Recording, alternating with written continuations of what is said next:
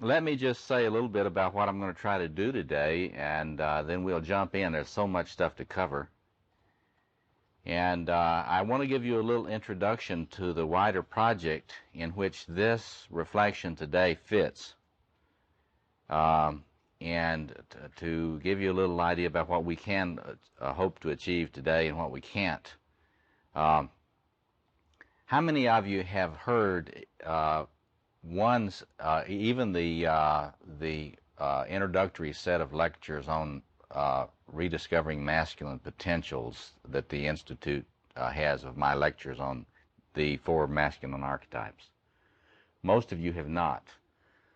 So that means I'm going to have to go over that structure pretty intensively. So what we'll try to do in the morning session this morning, I'm going to try to get through the basic layout of the issues, the structures as I see them in the self, and a description of the different issues that I see in masculine initiation.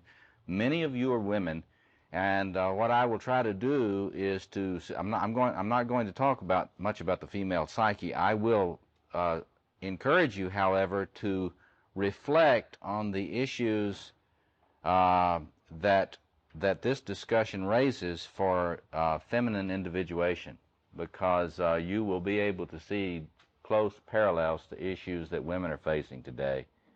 And I don't want to get into focusing on feminine psychology. Other people are doing that a lot today, but we can certainly look at some of the interfacing issues. So let me just say a bit about myself and my work and the large project that this is a part of. I am a Jungian psychoanalyst practicing here in Evanston and Chicago, and I'm a professor of psychology and religion at the Chicago Theological Seminary. Before I was a Jungian analyst, I was an Adlerian analyst, and before that I wrote, my first book was a Freudian book. So I have been one of those slow learners, you know. Took me a long time to get around to Jung. But one of the things I'd like to start with today is talking about why Jung, as opposed to other systems of thought for today. And just brief comments about that, what led me there, and what the nature of my work has been. I see myself in the tradition of what are known today as classical Jungians. That is to say, I do not identify with the wings in Jungian thought today who have jettisoned Jung's basic structure of the self. I believe with Jung that there is a collective unconscious, what he called an objective psyche. I believe it really exists, and I believe it has enormous clinical and political implications for the human race. And I follow the people that are closest to my way of thinking that you can read a lot about in addition to Jung are the works of Edward Edinger. In fact, if you have not had a chance to read Edinger's works, particularly his book Ego and Archetype, it's a very key book. I do not see my work as diverging significantly from Jung at all. I see my work as continuing a lot of the investigations that he was engaged in, and I will say something about the theoretical implications of that in a little bit. But it really matters. What I want to start with is, from my point of view, it really matters what your meta-theoretical assumptions are in psychoanalysis and psychology. Because if you don't believe there's a deep self, then that has enormous ramifications for your interpretation of the psyche and your understanding of what therapy is and how therapy ought to proceed and what you can expect in therapy.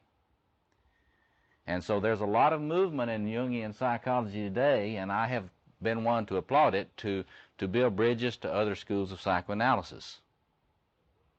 You know, Jungian psychology in relation to object relations theory, Jungian psychology in relation to self-psychology, Jungian psychology in relation to cognitive psychotherapy, so forth, so on. And I applaud that because I don't think we ought to be uninformed about other schools of thought and of what they have to offer us. Jung certainly was not. He was a Freudian psychoanalyst.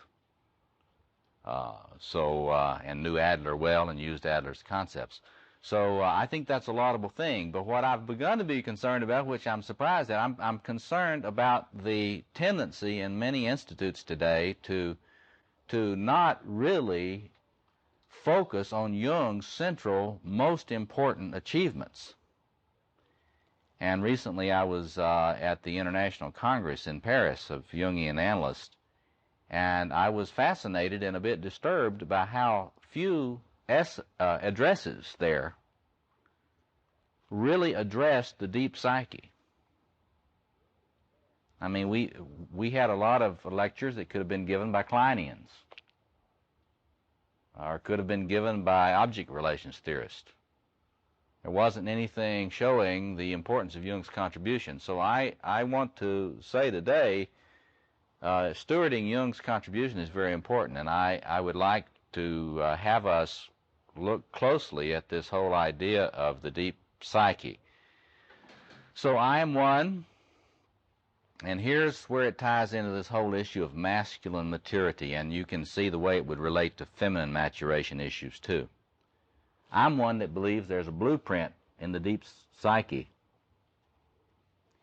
and I believe that that one must attend to these deep structures if one is, number one, to understand anything about the potential of the human psyche, much less developing it, much less healing it. You have to get some sense about what the crystalline structure of the psyche is.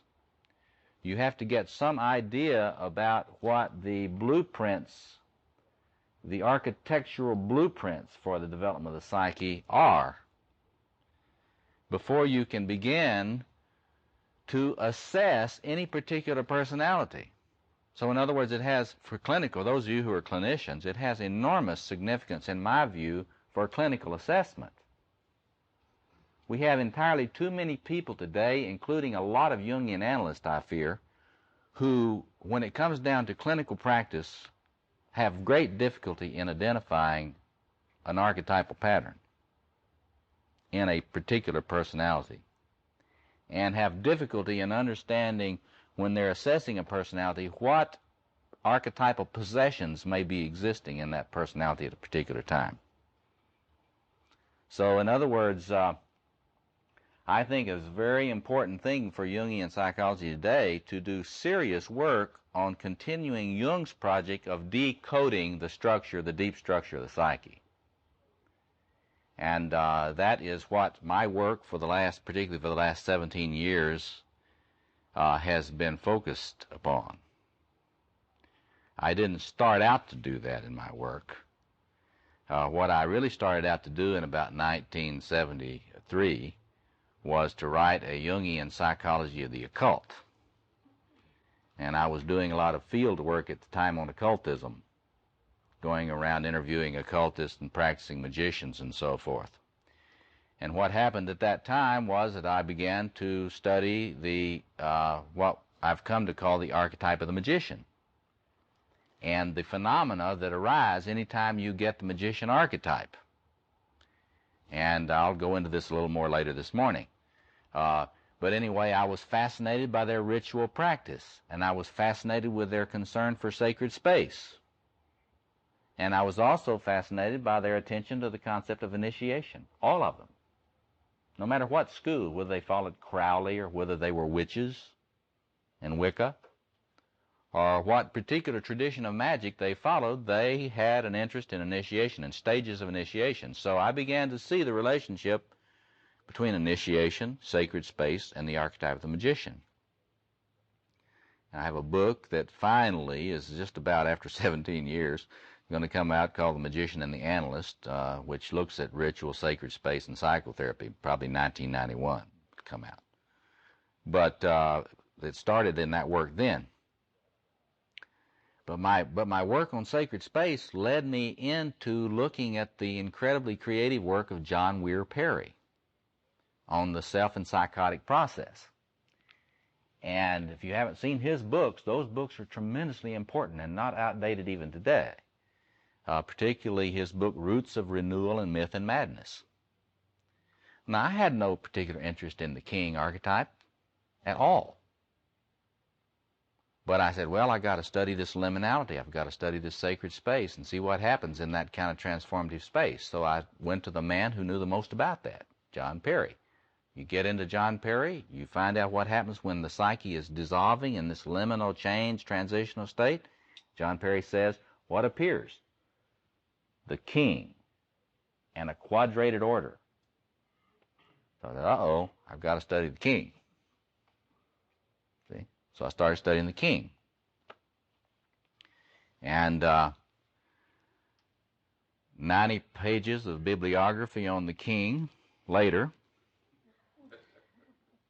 I began to realize that every king I ever studied, I began to notice something. Not only do they have a magician with them, they've always got warriors with them. See? So at the Jung Institute back some years ago, I offered the first course on the masculine psychology. I'm probably the first one that had been offered in a long time. And in that course, it was entitled King, Warrior, Magician. See, I still hadn't discovered the fourth. And began to look closer at the Camelot stories. Began to look closer at the comparative mythological studies of Campbell and others, and began to notice the predominance in all of these images and cross-cultural traditions of Eros, the lover archetype, which is always present, always problematic in all these stories. And so began to realize that had to be included, and began to study that. As a good typical male, the lover archetype is not one of the easiest ones for men to understand very well, unless they're borderlines. If they're a borderline male, they tend to know a lot about the lover archetype, or an addictive male. So anyway, that was the progression of the work over more than a decade. And so now there have been a series of 5 lecture series which elaborate my understanding of the structure of the male psyche, and all of them available through the Institute, beginning with the introductory series, Rediscovering Masculine Potentials, and then a series on the king and the warrior and the magician and the lover. Some of you have seen some of those. A series of a 5-volume series of books on masculine psychology will begin coming out in the fall. The first volume is just the introduction, Rediscovering the Archetypes of the Mature Masculine, and the main title is King, Warrior, Magician, Lover. Be published by HarperCollins. They tell me in November. That'll be the overview. William Morrow Press will bring out Douglas Gillette, my co-author, who's a mythologist and been working on these volumes with me to elaborate the cross-cultural symbolism and so forth, historical stuff. We finally call it the Male Quartet. A volume on each of the archetypes will be brought out by William Morrow Press, probably starting in 1991. They're all written, they're all in press, and we're in the process of revising them now. So anyway, this has been a long process. I told Tony a while ago that I feel like a woman in the 9th month who just began labor. And it's a crazy time when you're trying to do editing on more than even one book. But when you're trying to do editing on 5 books at the same time, it's pain. So you catch me in that particular time. So if I acted a little strange, just, treat me like somebody in labor. So. But anyway, so let me then go fast here because we've got a lot of ground to cover, and I would like to get the basic structural things out and the issues out this morning before we break it, before we take our lunch break at 12:30. We'll take a short break, stretch break, in about 45 minutes. But I'd like to get the basic structural elements and the issues out before we take our lunch break, and then you'll have that time to think about it, the issues. Then we'll come back and bring the key questions you have, and we will start off working on the implications and so forth then, and try to deepen it. And I will also try to help you look at the issue, the clinic, for those of you who are clinicians, and those of you who are particularly worried and concerned about your own individuation, the practical implications of this structural system for getting the most movement with the least libido, which is always a human concern. So anyway, we'll look at more of the practical, developmental, and therapeutic issues this afternoon. So that's, if it's all right with you, that's the way I'd like to proceed. Okay. Now, I have started with the issue of decoding, and I use the word decoding the male psyche and decoding the structure of the self very intentionally, because people have asked me, some people treat archetypes like they were simply metaphors. Or, somebody's going to come up and they say, the archetype of the hunter. Like the hunter is an archetype. Well, in my view, the hunter is not an archetype at all. The view that I'm wanting to communicate by the use of the word decoding is that these are structures, they are what they are, and they're not all over the place. And everything that somebody that calls themselves a Jungian says is an archetype is not necessarily an archetype, and certainly not a major archetype in the structural building of the psyche. So when I use this word decoding, I am asserting what I believe to be true. That is to say, there is a fundamental structure to the deep self. There are many archetypes. If you follow the Platonic tradition, practically everything is an archetype. But if everything is an archetype, then it has no practical significance for anything. And there are a lot of people that use the concept of archetype in a way that's so loose it means nothing. I don't want to identify with that group. Let me suggest to you that we follow Jung here, and what I want to suggest is that my work, I have tried to continue to decode stuff that he's already worked on ad nauseum. Those of you that had a chance to look at this, you need to really look carefully. Some of you have had a chance to be in some of the courses on the structure of the self this previous week. This is Ion, volume 9-2. And when I was working on trying to come up, and Doug Gillette and I were working on trying to come up with images to communicate the things that we believe to be true about the deep self, I remember one time, if you listen to that first set of tapes, there's a guy on there who says, "Robert, I think it's a pyramid." And I said, no, he said, the king is on top. That's what got me confused. See, the king's on top. And I said, no, that's not it. And so I never got back to this pyramidal image for the structure of the self at all for a long time. But finally, later on, when I began to realize Jung's emphasis on the quaternio, and that's one of the things you've got to get. If you don't know what that is, we've got to get you clear about what that's talking about in Jung's work today. But if you don't own the 20th volume, the index of Jung's collected works, you need to get you a copy of that. I always tell people who are serious students of Jung, don't buy this stuff in soft-bound copies. Get you a hardback copies of the collected works. That'll communicate something to yourself, how seriously you take yourself as a scholar of this stuff. But anyway, look at the 20th volume and turn in there under the word quaternio and look at the incredible amount of work that Jung put into the phenomenology of the fourfold structures in the human psyche. Now, Jungians have talked about that a lot. they have tended to reduce that to typological studies, you know, the different, the book on psychological typology, as if that is the key to the quaternio. Well, that was a good stab at it in my view, but I don't think that's what it was. But anyway, finally, when we were working on trying to get some images for this, I said, pyramid. Maybe a double pyramid for the masculine and the feminine. And I felt so good for a while there. I hadn't looked at this for a while. And then I opened that up. Blew my mind completely. Here's Jung, back in the work, laying out all these diagrams on double quaternios for the structure of the self. In other words, Jung says, in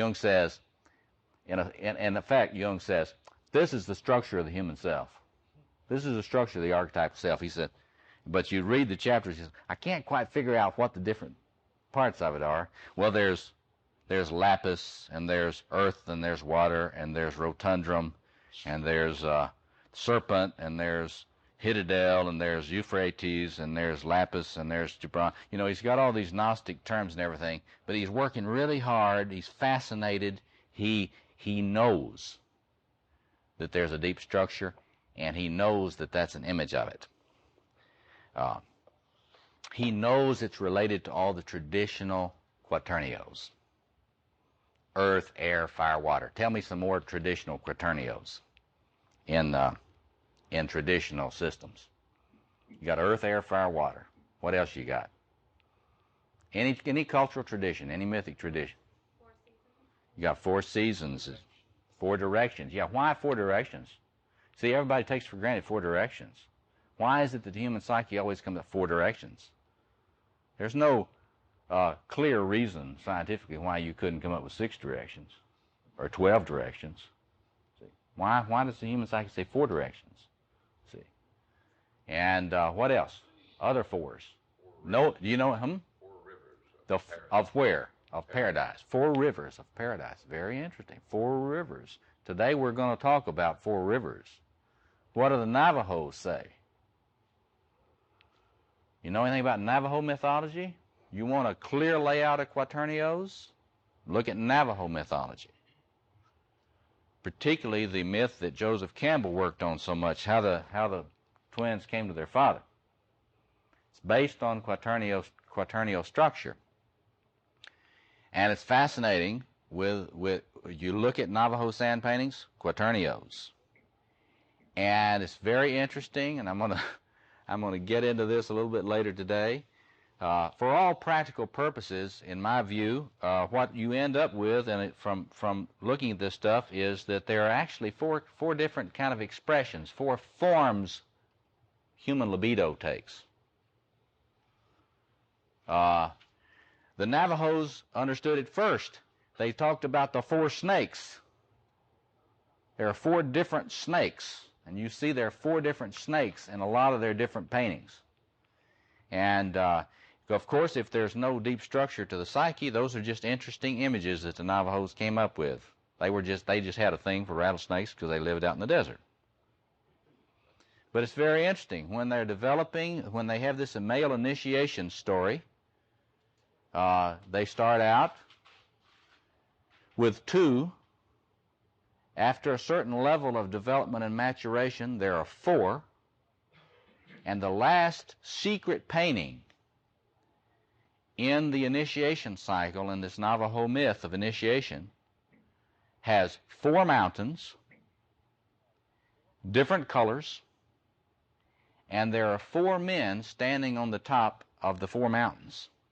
And that was the most secret initiation picture. They were not going to tell it to this anthropologist that was interviewing them about this story. And this anthropologist simply had gotten enough information that she knew that this was not complete. What she'd been told was not complete. And she says, where is the other one? She says, where is the other picture? There's another picture. And this so impressed, her understanding of the system so impressed the Navajo teacher that she was interviewing, was her informant, that he says, okay, I'll show you. And so the final picture he showed her was this picture, and you can see it in Joseph Campbell's book, Transformations of Myth Through Time. That cycle is laid out in that book, Transformations of Myth Through Time, that was recently published posthumously by Campbell's estate. But anyway, 4 colors, 4 snakes, 4 directions. Just sometime this week, get that index and look under Quaternio. See, what a lot of contemporary Jungians don't do, they do not pay any attention to what incredible scholarship went into Jung's work. And I mean historical scholarship, comparative anthropological scholarship, comparative mythological scholarship. See, why are not more people interested in becoming Jungian psychologists? Well, there are a lot of people that have real simple answers for that are wrong. The reason it is so unpopular is because it takes too damn much work to become a Jungian psychologist. See, you can get to be an initiated Adlerian or initiated Freudian in all the different schools pretty quick in terms of your theoretical studies. You can reduce everything to penis envy, see, right? Or you can reduce everything to the Oedipal complex. Or you can reduce everything to the narcissistic self-object failures. But you see, if you're Jungian, you can't do that. And so it requires an immense amount of work. Jung pioneered it. Jungians ought to emulate it. So, yeah. Didn't you find a lot of this in the dream symbols? Yes, he did. Yes, he did. But and that's very important, because that is a way of saying this is in there in the hardwiring. This is not merely cultural. But the only point I was trying to make was that Jung was an incredible scholar of comparative culture. And one cannot be a Jungian theorist without being a scholar of comparative culture. And anybody that tries to be is going to end up being a Jungian pietist. You know, simplistic mind, simplistic thinker, and anything that moves they'll call an archetype, and write a little book on the archetype of this or the archetype of that, or they'll call, I won't get too personal about this, but there are a lot of things out there in the literature that you really need to have your bullshit indicator working real well, because they're calling things archetypes that I don't think are at all archetypes in Jung's sense of the word archetype. So anyway, let me just do some imaging for you here. Jung had this like this, the double quaternio. He never really thought of these double pyramids as one being masculine, one being feminine. My guess is that this is the way the double quaternio is in the deep self. My argument would be, there is your image of the God self, imago Dei, in geometrical patterns. What are the faces? In terms of my work, and I really do believe this is the way it is, you get the king and the queen. You get the warrior couple. In other words, the ancient Egyptians said there were 8 couples of gods and goddesses that came on the creation. I think they were right. King and queen, warrior couple, priest and priestess couple. Notice where the magician archetypes are structurally in relationship to the king and queen. Directly opposed. Now, I don't think that's accidental. I don't think that any sophisticated case can be made that that's arbitrary, and I'm going to show you why. I'm going to show you why clinically and developmentally. Okay, so we got king and queen, we've got the warrior couple, we've got the magician or priestess couple. On the other side, directly across in an opposition from what? What is this across from? Okay, the warriors are here. This is the lover couple. In other words, what you've got is a psychological structure which has built in 2 fundamental oppositions, 2 fundamental dialectical oppositions, not one, like Freud thought. Jung said, it's interesting to me to look at Freud and Adler argue. Freud is always saying, there's this opposition in the psyche between the lover and the warrior, the eros and thanatos, eros and aggression. Adler, always emphasizing power, hierarchical power, versus a kind of a sense of social interest. And Jung says, isn't it interesting that you can take any clinical case, which he would do, he'd be sitting with them watching them talk about this.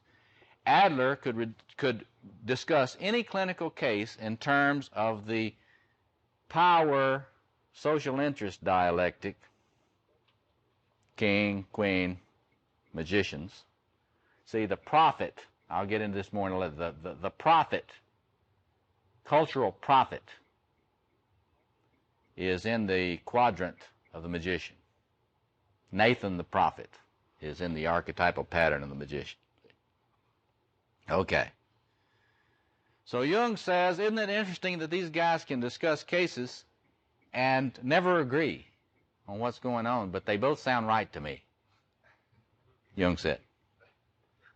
Now, what did Jung say then? He says, well, it must be a matter of psychological typology. In other words, this must be a perceptual problem caused by a difference in the typology of Freud and Adler. So then he developed his psychological typology theory based on that to explain this difference. You see, I think he should have stayed with his theory more closely. That opposition doesn't just exist in perception. That opposition exists in the deep structure of the self itself. That is to say, when you try to reduce the dynamic problems in the deep structure of the self to one axis, you won't get it.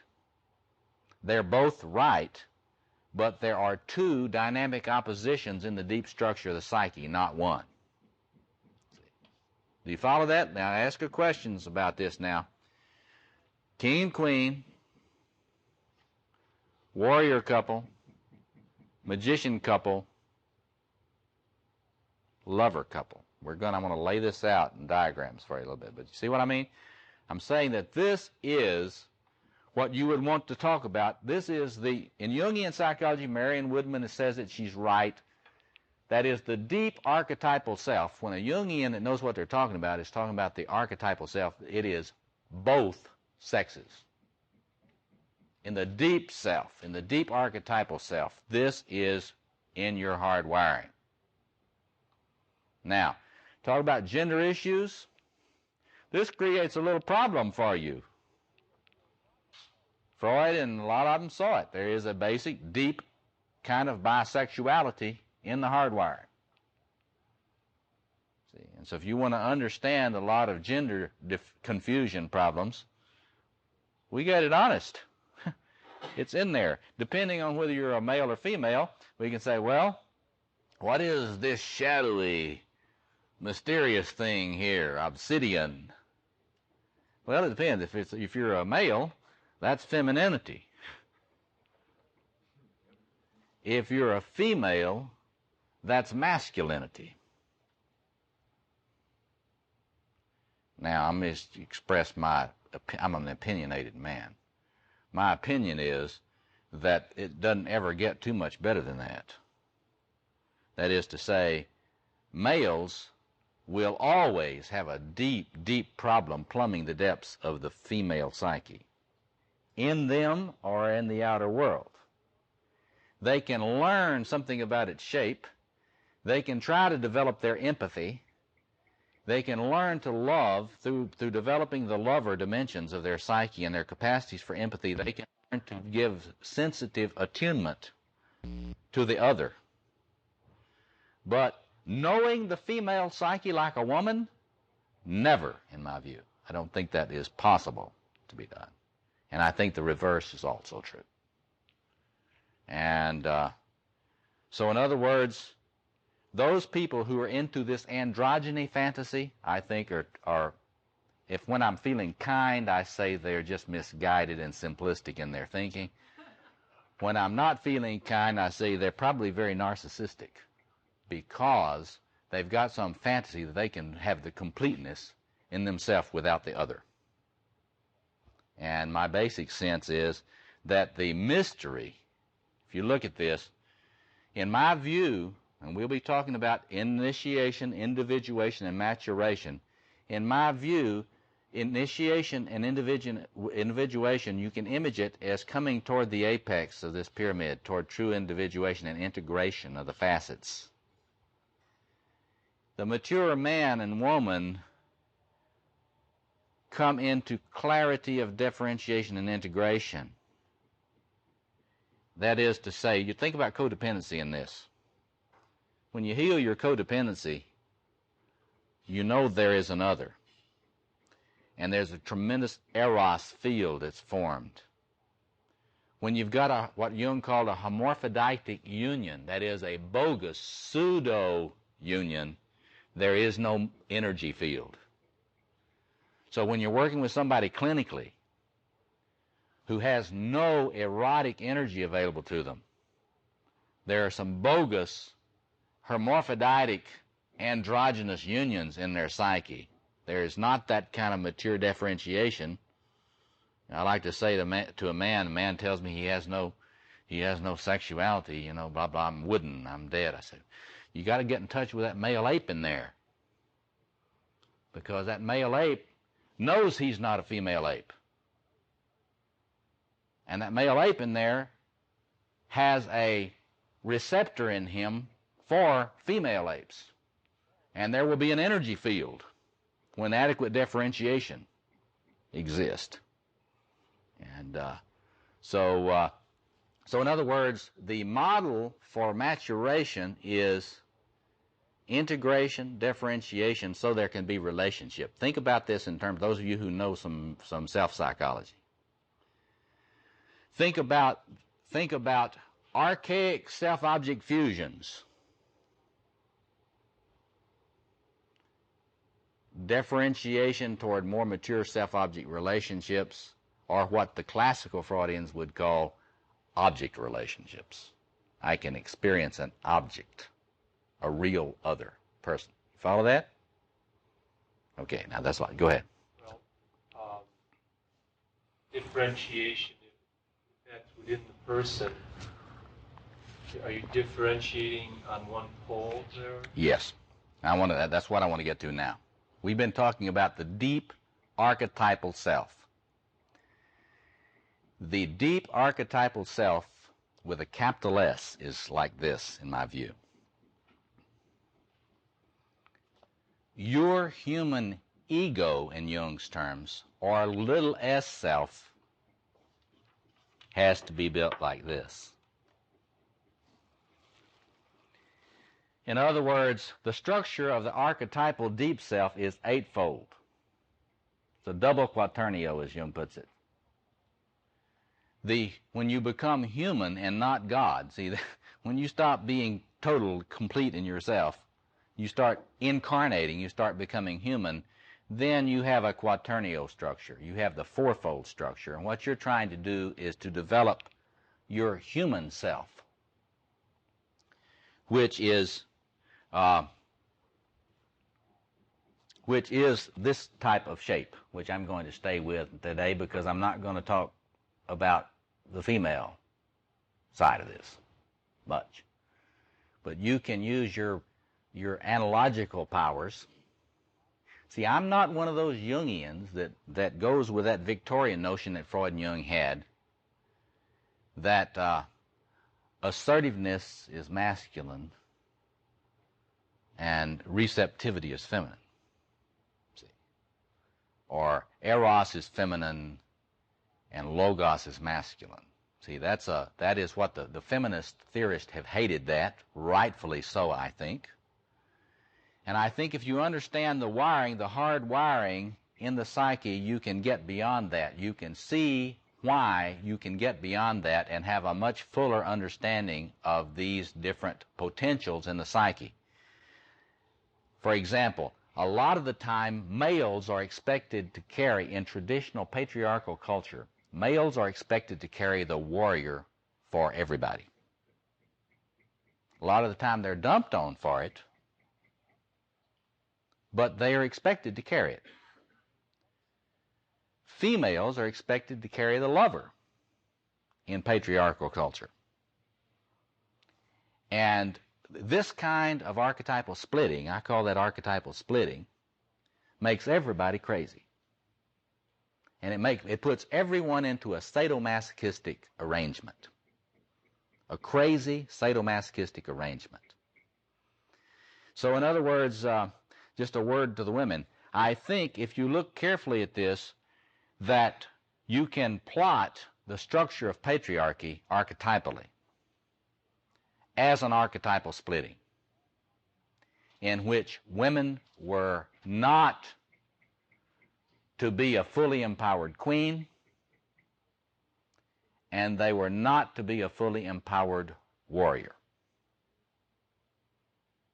And so today, when I'm working with a woman who needs to be empowered and liberated and to take control of her life, and I say, you've got to work with warrior queen images, it's a very difficult business, because in patriarchy, we try to destroy and trash all images of warrior queens.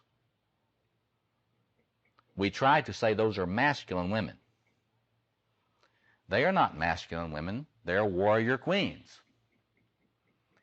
And so it's very interesting. If you haven't seen this Antonia Frazier book on warrior queens, you should look at that, because it picks up some historical treatments of this organization.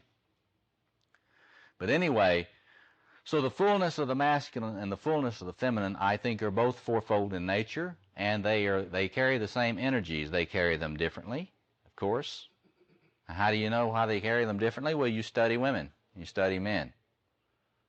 You know, you study, you take this stuff seriously as biological, biocultural research, and you look at, you try to find people who embody, that's another thing I'd like to say about the way you work with the issue of maturity. You try to find people who embody the energy, the power of the particular quadrant fully, as fully as you can see it.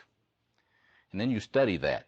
In other words, we're not dealing with religious mysticism here. We're trying to do biocultural kinds of research. Okay, of course somebody had a question. Yeah. What are the implications of what you're saying for the concept of the animus and the animal? It broadens it radically. Did you hear the question? The traditional Victorian view of anima and animus, which has dominated Jungian thought for years, and many Jungians, particularly those coming out of Zurich, still kind of are into that. In my view, if you really understand this thing in terms of the deep structures, the double quaternio, you see that Jung was working a splitting, an archetypal split in his view of the feminine. That is to say, in my view, if you fill out the concept of the anima, you're simply talking about, in a man, you're talking about the hidden feminine in his deep wiring, which he has got to learn about and learn to love and learn to make a space for in his experience. And we can get into that this afternoon. What happens when a man, see, look at this, what happens when a man cannot make space for the warrior feminine in his life? What happens when he becomes terrified at the warrior feminine? You see, that if he is not comfortable with the warrior feminine, we can say he is not developed in that sector of his anima. You follow that? And the reverse would be true for a woman. In other words, you have to look at your experience of contrasexual, the experience of the contrasexual, and say, what energies of femininity or masculinity am I the least comfortable with? What energies do I find myself driven to try to shame?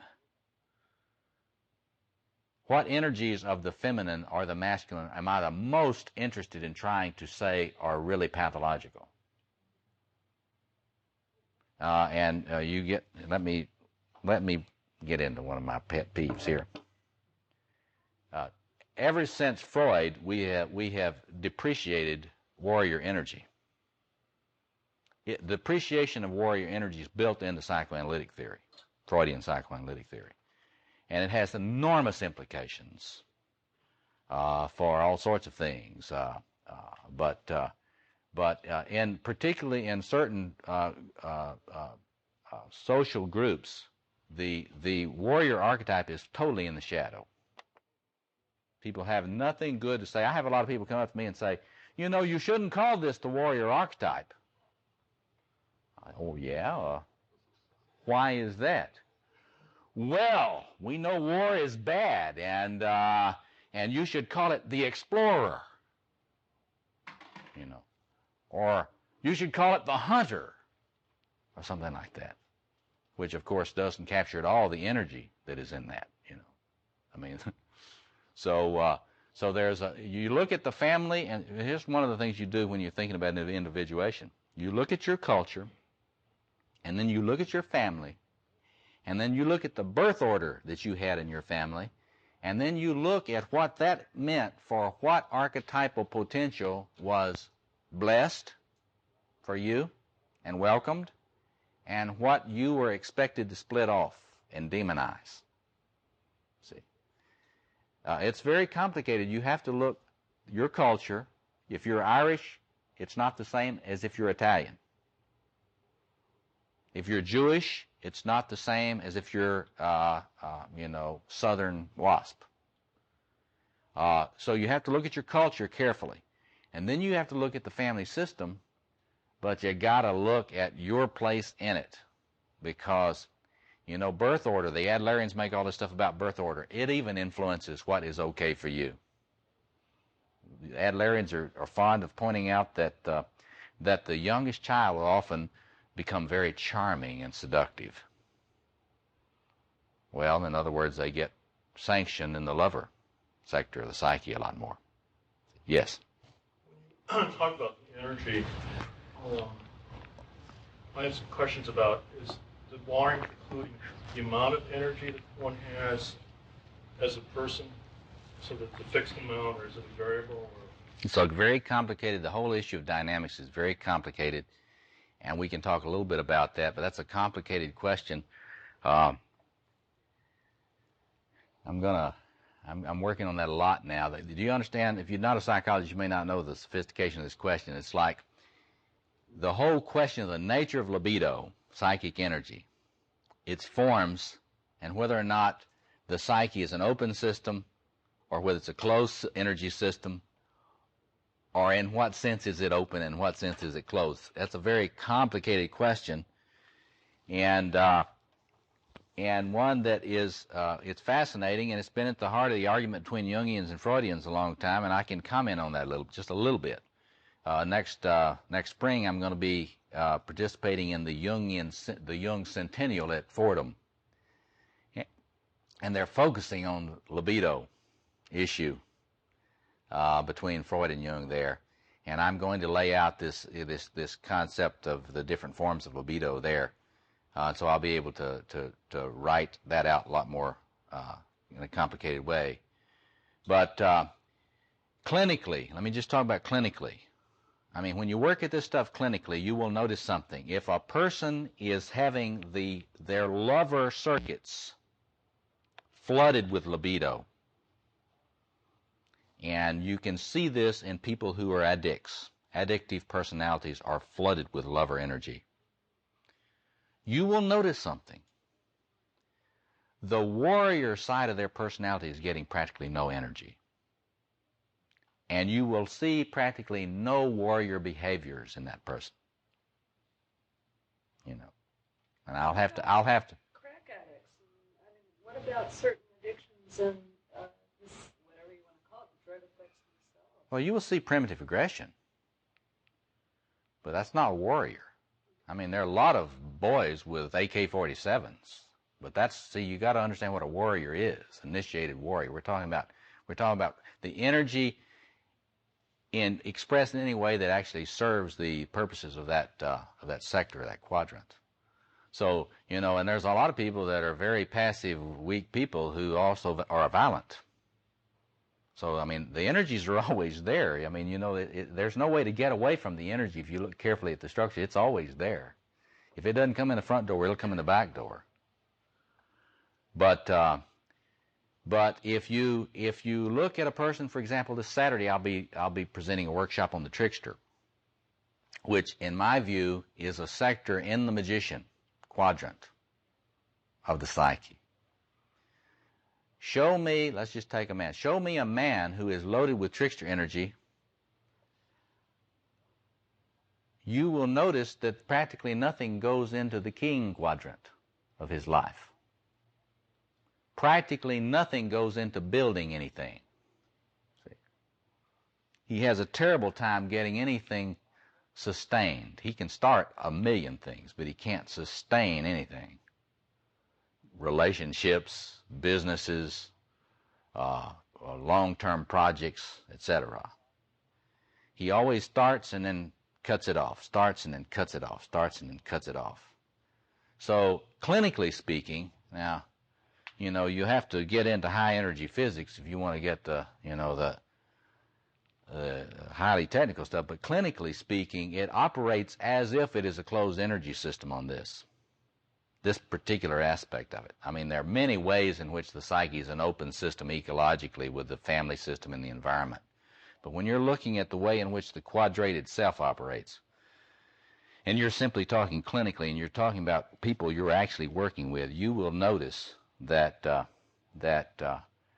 psyche, you will notice that they don't tend to have a whole lot of energy in all the quadrants at the same time unless they're very developed or unless they're very crazy.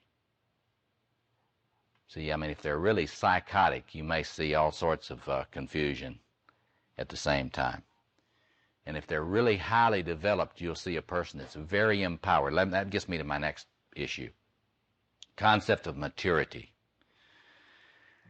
Difficulties with, well, most of the time you don't even hear maturity talked about today. I mean, that is a 19th century concept associated with character and things like that. So in psychology, you tend to not hear too much about it. There have been recent more developmental theories with moral development, cognitive development, so-called faith development, and those things. So they're beginning to look at this again. But what you notice in these things is there will often be a model for maturation that will be very what James Hillman calls monotheistic. That is, there will be a tendency to elevate one kind of value, say, for example, in classical Freudian theories, the value of autonomy. And so in classical object relations theories, after the Freudian model, maturation will be seen as autonomy. This is what feminist theorists today hate, because they think it overvalues isolation and autonomy, and so, of course, it does. Do you follow that? Classical Freudian theories overvalue, have a vision of maturation that's autonomy. Okay. Self-psychology will have a vision of maturation that has a lot to do with self-esteem, capacity to have healthy self-esteem. And they depreciate the issue of autonomy.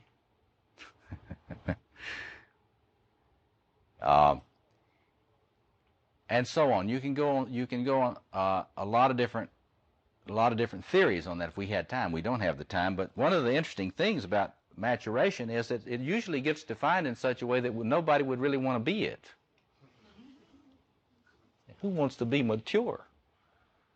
Because we normally, in the way that we've talked about this, when we have talked about it, we have defined maturity in such a way that it equates with renunciation and deprivation. And you see this clearly in Freud's vision of civilization and its discontents. That is to say, when you really get mature, you won't get as much of anything. You know. In other words, you have to give up what they call the infantile wish. Well, you know, Jung's vision offers another alternative to that way of thinking. If you don't say so much infantile, if you don't use the word infantile and you use the word archetypal, in many ways what Freudians call infantile and archaic, Jungians call archetypal. That is, people who are Jungians and not Post-Jungians, whatever the hell that is. But anyway, so if you follow a classical Jungian vision, you do not have to give up the archetypal in order to be mature and individuated. See? And if you haven't studied basic Jungian psychology enough, the reason I'm recommending Edinger's book to you is that he emphasizes this concept of differentiating from the archetypal self, but maintaining a connection with it. What Edinger calls the ego-self axis, the ego-self connection, which means that you are fueled by the archetypal self, but not possessed by it. See? So in other words, Jung's basic theory in itself offers a different vision of maturation. One is much less modeled on deprivation. But in my view, if you understand more about the structure of the self and the different kinds of potentials and powers that exist in the psyche for a man and a woman to develop, you will get an even more sense of what this concept of wholeness. Everybody talks about wholeness. I have never heard anybody explain it very well. But I think if you understand this, the structure of the quaternio and the powers that they represent, and you understand that a full maturation involves developing on all these fronts, then you get a sense that's very different about maturation. What is maturity? In other words, I think we can be much more specific about what a mature man is like. What a mature man or woman, for that matter, can do than has been the case previously. And one of the interesting things about this that we'll get into a lot more this afternoon is previous models of maturity have emphasized the king and queen, the warrior and the magician stuff at the expense of the lover energy in the psyche. In other words, duty, responsibility, Let's give up all that infantile stuff and let's get, smell the coffee and come in and you gotta, get down to work here and give up all that fantasy of eros and stuff. And what does that do? Well, it creates the Christian problem. Christianity has left the world with this enormous demonic split.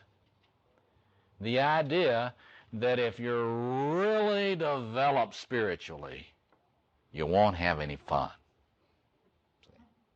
And it's built right into the Christian split. See?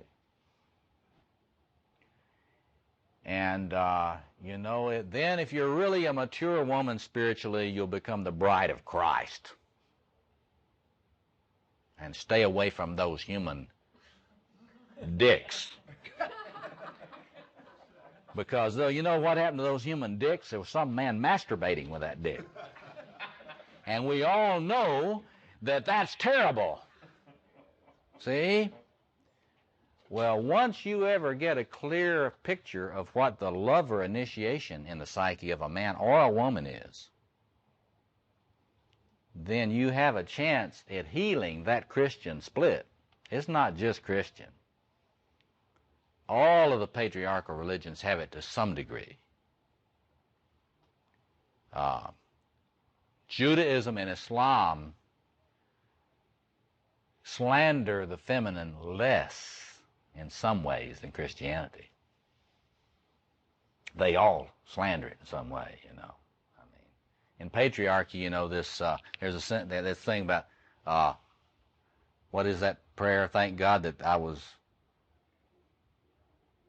not born a woman, If we read that archetypally, we can make some sense out of that thing, because what that's about is the fear of the lover archetype in a male psyche. The reason that men traditionally have demonized the feminine so much is because of the kind difficulty that is unique to masculine psychology. To see, in my view, the struggles of the feminine developmental pattern and the struggles of the masculine developmental pattern are not symmetrical. See, I think Carol Gilligan's right about that. I think a lot of the feminist psychologists are right about that. Not the same. The things that women fear are not the same in general, are not like things men fear. There's a wonderful book for those of you that are studying masculinity and trying to get your mind around the differentiations in it, that just came out, Yale University Press, by a man by the... But anyway, in that, it picks up on this fear of the feminine, cross-culturally. It's everywhere true. Well, indeed. And in a deep sense, it's always unconscious in some deep way. And but it's this lover dimension that is so fearful to men, and we can talk a little bit later about why that would be so much more for men. But anyway, when we talk about the characteristics of the lover archetype, you will be able immediately to see why men fear this more than women. And yes. When you talk about maturity, I noticed on the pyramid you go to the point. Yes, the apex, the capstone. You see this in many traditions in the world. Yeah. It seems to me that really the integrated center would be in the center of those two pyramids, where you would be integrated both on the masculine and also feminine side. Well, that would be a union, but I consider that hermaphroditic, unconscious hermaphroditic union, common to lower developments of personality. Because union in the self is a sort of a narcissistic trap. That is, there are a lot of people that think they are complete in themselves that are so completely eaten up with narcissistic psychopathology. And a lot of them write books, too. You know, they talk about how you can just, you don't need anybody else. You can be complete in yourself. And anybody that has any needs or dependency needs or anything is just, they're just immature and all that sort of thing. But the good contribution of self-psychology today has been to show that the more developed you get in the narcissistic line of development, the more you're capable of being dependent on the other. On the other. Well, you see, down here, we don't have an other. Down here, this is down at the deep hardwiring in your psyche where you're bisexual. When you get out here, you're capable of relating to an other. This is the other here. The other who is not like you. And it's easier to relate to people who are like you than those who are not like you. And the human history is full of that. Tribalism is based on that concept. It's easier to love people that are like me than to honor and reverence people that are not like me. And so the higher levels of development, in my view, are those which give you the strength you need so that you don't feel like you're going to collapse when you meet the other. In fact, almost all relationship problems are caused by people who fear deconstruction of their self-structure if they get intimate. See? So, you just got to remember, in this image, this is not an interpersonal image. That's not interpersonal. So you're probably seeing that as an interpersonal image. If this is not interpersonal, this is in your hardwiring. In your dreams, you have dreams that come off of this. And sometimes your dreams will, that's why Jungians want to say interpret dreams subjectively and objectively. If you're interpreting a dream objectively, you're looking at interpersonal relationships. But if you're interpreting a dream subjectively, then you're asking, what kind of relationship is there going on in this inner world in me? How is my conscious mind, my developed human self, relating to all of this inside? So it's really two different worlds. The inner world and the outer world, where you're having to deal with actually actual people who are not your same sex. The problems are structurally similar, but they are not the same. See? Okay, now let me finish this.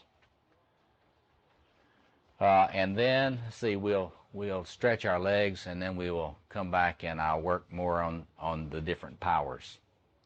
But anyway, one of the things, there's so much, those of you that are interested in the men's movement today, and it's a parallel thing in the women's movement, a lot of people talk about initiation. There's all this talk about initiation. Everybody's dog's talking about initiation. But it is amazing how, how little, how much ignoring of the issue of maturation there is when they talk about this. They talk about initiation like, you could get it by just having a little oil rubbed on your head or something.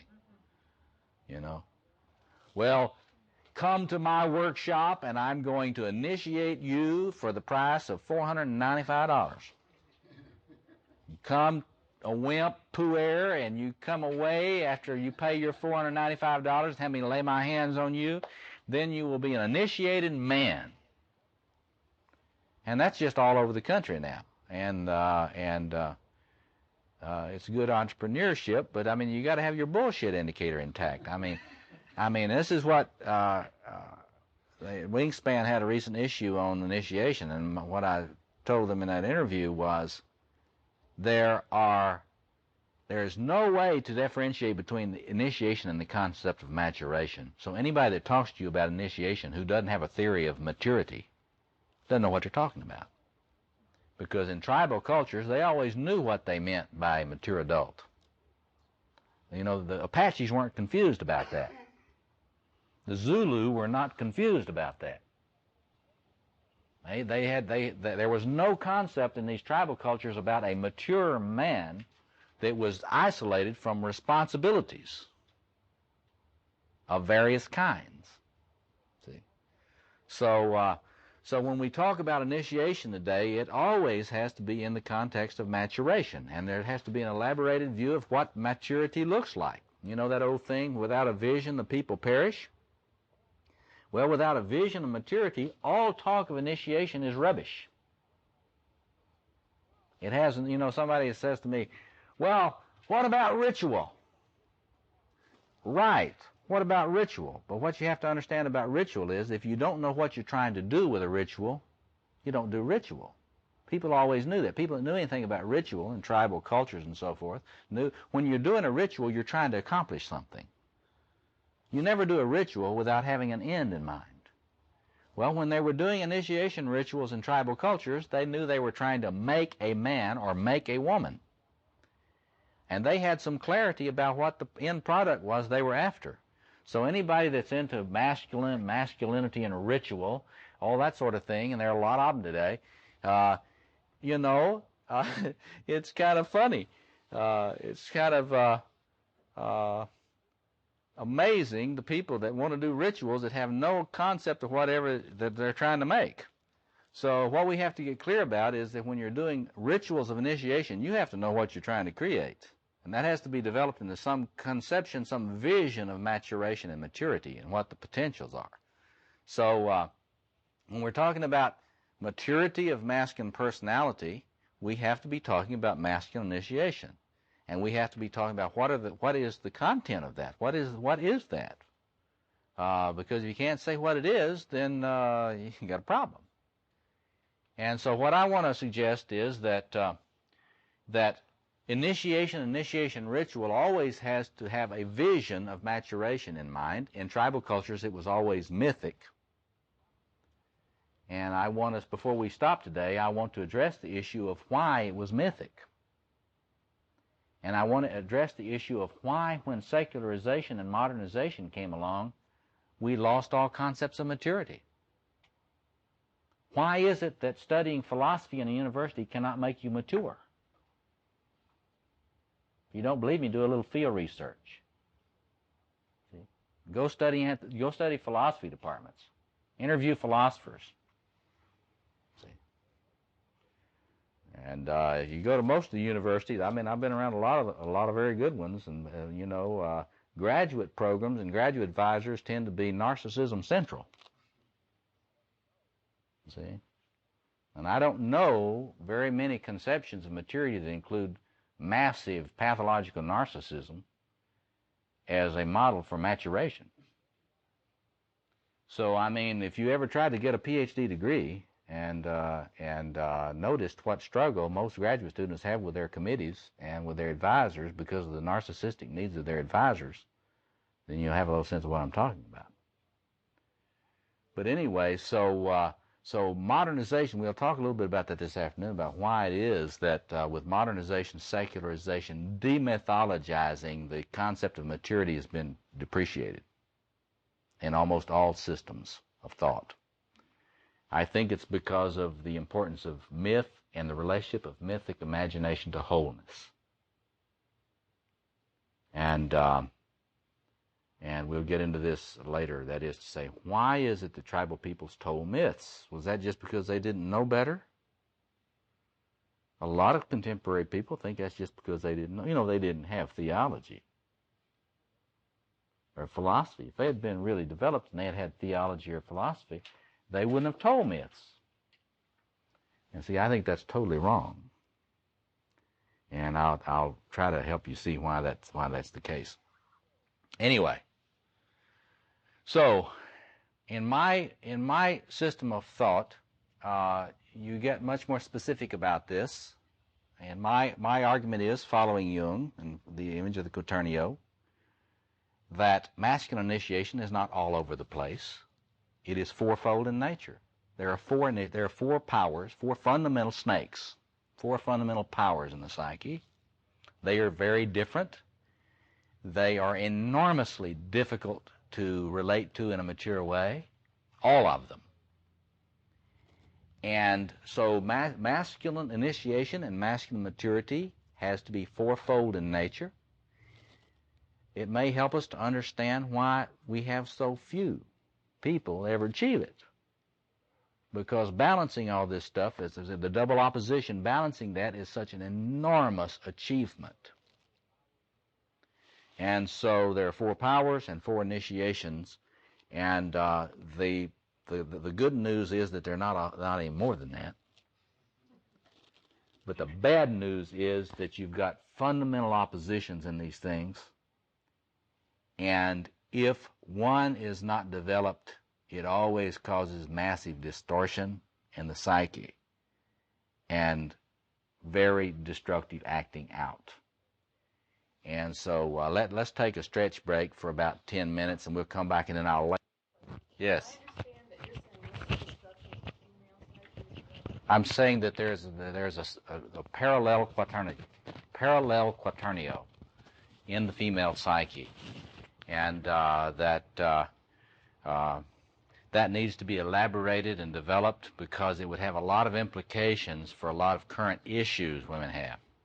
For example, I'm convinced that a lot of issues will not be resolved in contemporary feminism until the difference between the queen archetype and the warrior archetype are clarified. And so that the complexity of issues about being a woman are honored, because there's too much oversimplification and trashing of particular quadrants of a woman's soul by contemporary feminism. And it's not that there's anything whatsoever wrong. I celebrate the feminine warrior energy. In fact, I would love to see it systematically developed far more in our society. I upset people a lot by saying I think little girls ought to be given martial arts lessons very early to develop their warrior. So I'm not knocking the warrior archetype as it expresses itself in contemporary feminism. However, I think that a woman needs to rule her four quarters. What is the image of a mature man in my work? A mature man becomes lord of the four quarters. He becomes a human incarnated version of the sacred king, who is, as John Perry's book puts it, lord of the four quarters. I think there's a parallel in a mature woman. I think contemporary feminist theory does not address that adequately, and it makes women feel it guilt trips women who are loving having their baby. And guilt trips women who are loving creating their home, and does not recognize what archetypal energy that is and what its fullness is and how it has to be nurtured and cultivated just like all the others. There are reasons for that I don't want to get into here. I'll get into it some other time. But man has to get to where he can be. If he's mature, he's got to become Lord of the Four Quarters. Does that mean that I think a mature man is an empowered man? Yes. And I'm totally in disagreement with anybody that thinks you can have a mature man who has got less power. See? So I'm totally in opposition to these incredible fantasies today that a man is more of a man if he gives away all his power. I think the same thing is true of a woman. That is, the image that I have of maturity is one much more consistent with tribal cultures, and that is a fully mature man or woman is a fully empowered man or woman. And of course, the problem in relationships between men and women is how do you relate to somebody that is empowered as fully as you are? And the history of the Holocaust of relationships between the sexes is because that is been a tremendous problem historically. And I disagree with those people that think there ever was a time in which the balance between the sexes of fully empowered masculine and fully empowered feminine ever existed historically. I do not believe it ever did. And I believe that there's very little evidence to indicate that it ever did. But I hope that the golden age will exist in the future. And that's our planetary task now. And it is one that I think, personally, I'm hopeful about it. I think it's possible. But it's enormously challenging, as you will see here. Okay, let me go through these energies, and I'm giving you two images that I use when I'm teaching this around the country for thinking about these energies, these powers, and the spaces they evoke. I said that in the ancient Egyptian mythology there were four couples. The psyche is eightfold in nature. Well, now here's an image of this. Four spaces in the psyche. I believe a great deal of the problems people have clinically exist because they are locked in one or two spaces in the psyche. These are psychosocial spaces. Once you get a feeling for these energies and the spaces that they evoke in the mind, you can begin to tell when you're in a certain space and when someone else that you're working with is in a certain space. Let me just run through them quickly under this diagram, and then I'll show you how they plot on a quaternio. This is the king and we'd say queen energy. The best thing, the quickest way for you to get a grasp of archetypal patterning is studying Mircea Eliade's work. What Eliade in his later work calls a structure, you can read that archetype. And you need to read Eliade's books, Sacred and the Profane, Cosmos and History, The Myth of the Eternal Return, and Rites and Symbols of Initiation. And you'll have enough to get a hold of this. When in mythology, when they speak of cosmos, it means world. And it doesn't mean world like our word world means to moderns. World in myth means a correct order, a just order that is peaceful. It's shalom in in Judaism. Shalom. It is the blessed community in Christianity. It is the heavenly Jerusalem, of Revelation. This is the archetypal space of cosmos. That is to say, when you get the establishment of the center, what Eliade calls the axis mundi, the cosmic tree, what the Native Americans call the tree of peace. This is the Christian cross at the center of the world. It is the Celtic tree. It is, in Islam, it is the Kaaba at the center of the pilgrimage to Mecca. Anytime you see the centering process in world mythology or in cultures, you're seeing an expression of the space created by this king, the central archetype. So in the male psyche, this comes out of the king image. I personally think that in the female psyche, it cannot come out of the king image. This is where I would differ from a lot of people. I think it must come out of the queen image. I don't think a woman can achieve a full feminine initiation by putting this energy on the king image. And therefore, I think patriarchal religions are toxic for the woman's soul.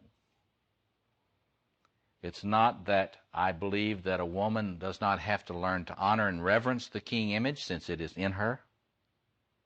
I think she does, but I think there's enormous work to be done on the queen, rediscovering the queen imago. I think it's a telling thing that has not received more attention in our culture. But anyway, for a man, king, you see the way in which these things go together. In masculine mysteries, there's always enormous phallic symbolism. Scepter, Shiva, the great phallus, the great Shiva Lingam himself is the king. In Hinduism, this is the great Shiva Linga. You go to the Elephanta caves off the coast of Bombay, and you get this enormous phallus, which is the king of the cosmos. This is Shiva. And that is this place, around which all of the dance of all the worlds exist. This is the quadrated world here. It is in 4 quarters. See, I can't draw it there, but it's in 4 quarters. You see this mythology, you get John Perry's book, Lord of the Four Quarters, on myths of kingship, and you see it clearly. When you hear moderns talk about peace with justice, they're having a cosmos fantasy. That's good. Moderns practically never get into a cosmos fantasy. If they don't get into a cosmos fantasy, they will never be able to imagine a planetary society. Only a handful of people have been able to do that. Joseph Campbell was one. And Eliade, interestingly enough, the 2 great mythologists of our time were the men who imagined cosmos and knew what they were doing, knew how mythic it was, how it was grounded in the mythic imagination.